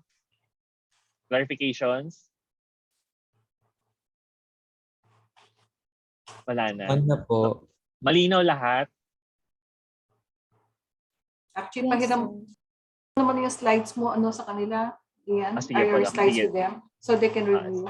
Sige po. Send ko, Doc. Thank you. Ayun lang. So, kakayanin na. Yung kasama na yung policy. Yan. So, yung policy nyo, i-base nyo doon sa mga data na meron kayo, including yung case fatality rate. To prioritize nyo kung sino yung may pinakakailangan ng intervention doon sa ASEAN region, sino yung dapat i-prioritize, sino yung nagpa-perform well, yon.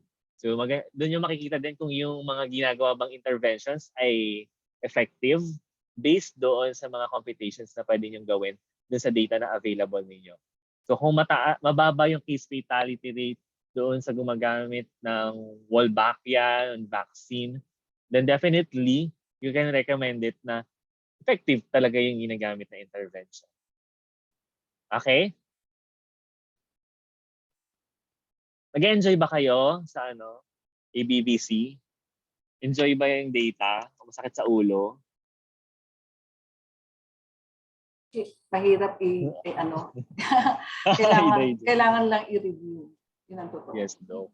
Sobrang maraming lang table, numbers, and and I know yung iba kasi. Salamat kami kay Gian kasi talagang effort silang dalawa ni Pebbles. Thank you, Doc. Kailangan, Doc, para hindi nila maranasan yung mga naranasan ko before. Oo. O wala nagtuturo. Oo, talagang ganyan, talagang pag nasa UP ka talagang wala magtuturo sa iyo. Sorry. Very traumatic yung mga experience pag nagtrabaho. Wala na.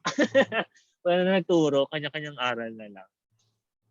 And hopefully kayo din yung mga interns kapag naging na kayo, supervisor, seniors, huwag kayong mapagod, magsawa magturo din sa mga bago para mapapasa niyo yung knowledge niyo. Hindi magsa-stop sa inyo at tuloy-tuloy yung mga programs, policies na pwede niyong ipasa sa kanila para hindi nagkaka-problem. Yun lang. Okay na po. Thank you. Thank you, Doc. Ma'am Pebbles. Yeah, sabihin ka pa. Wala naman na. Kailangan na natin mag-report. Ay, oo nga.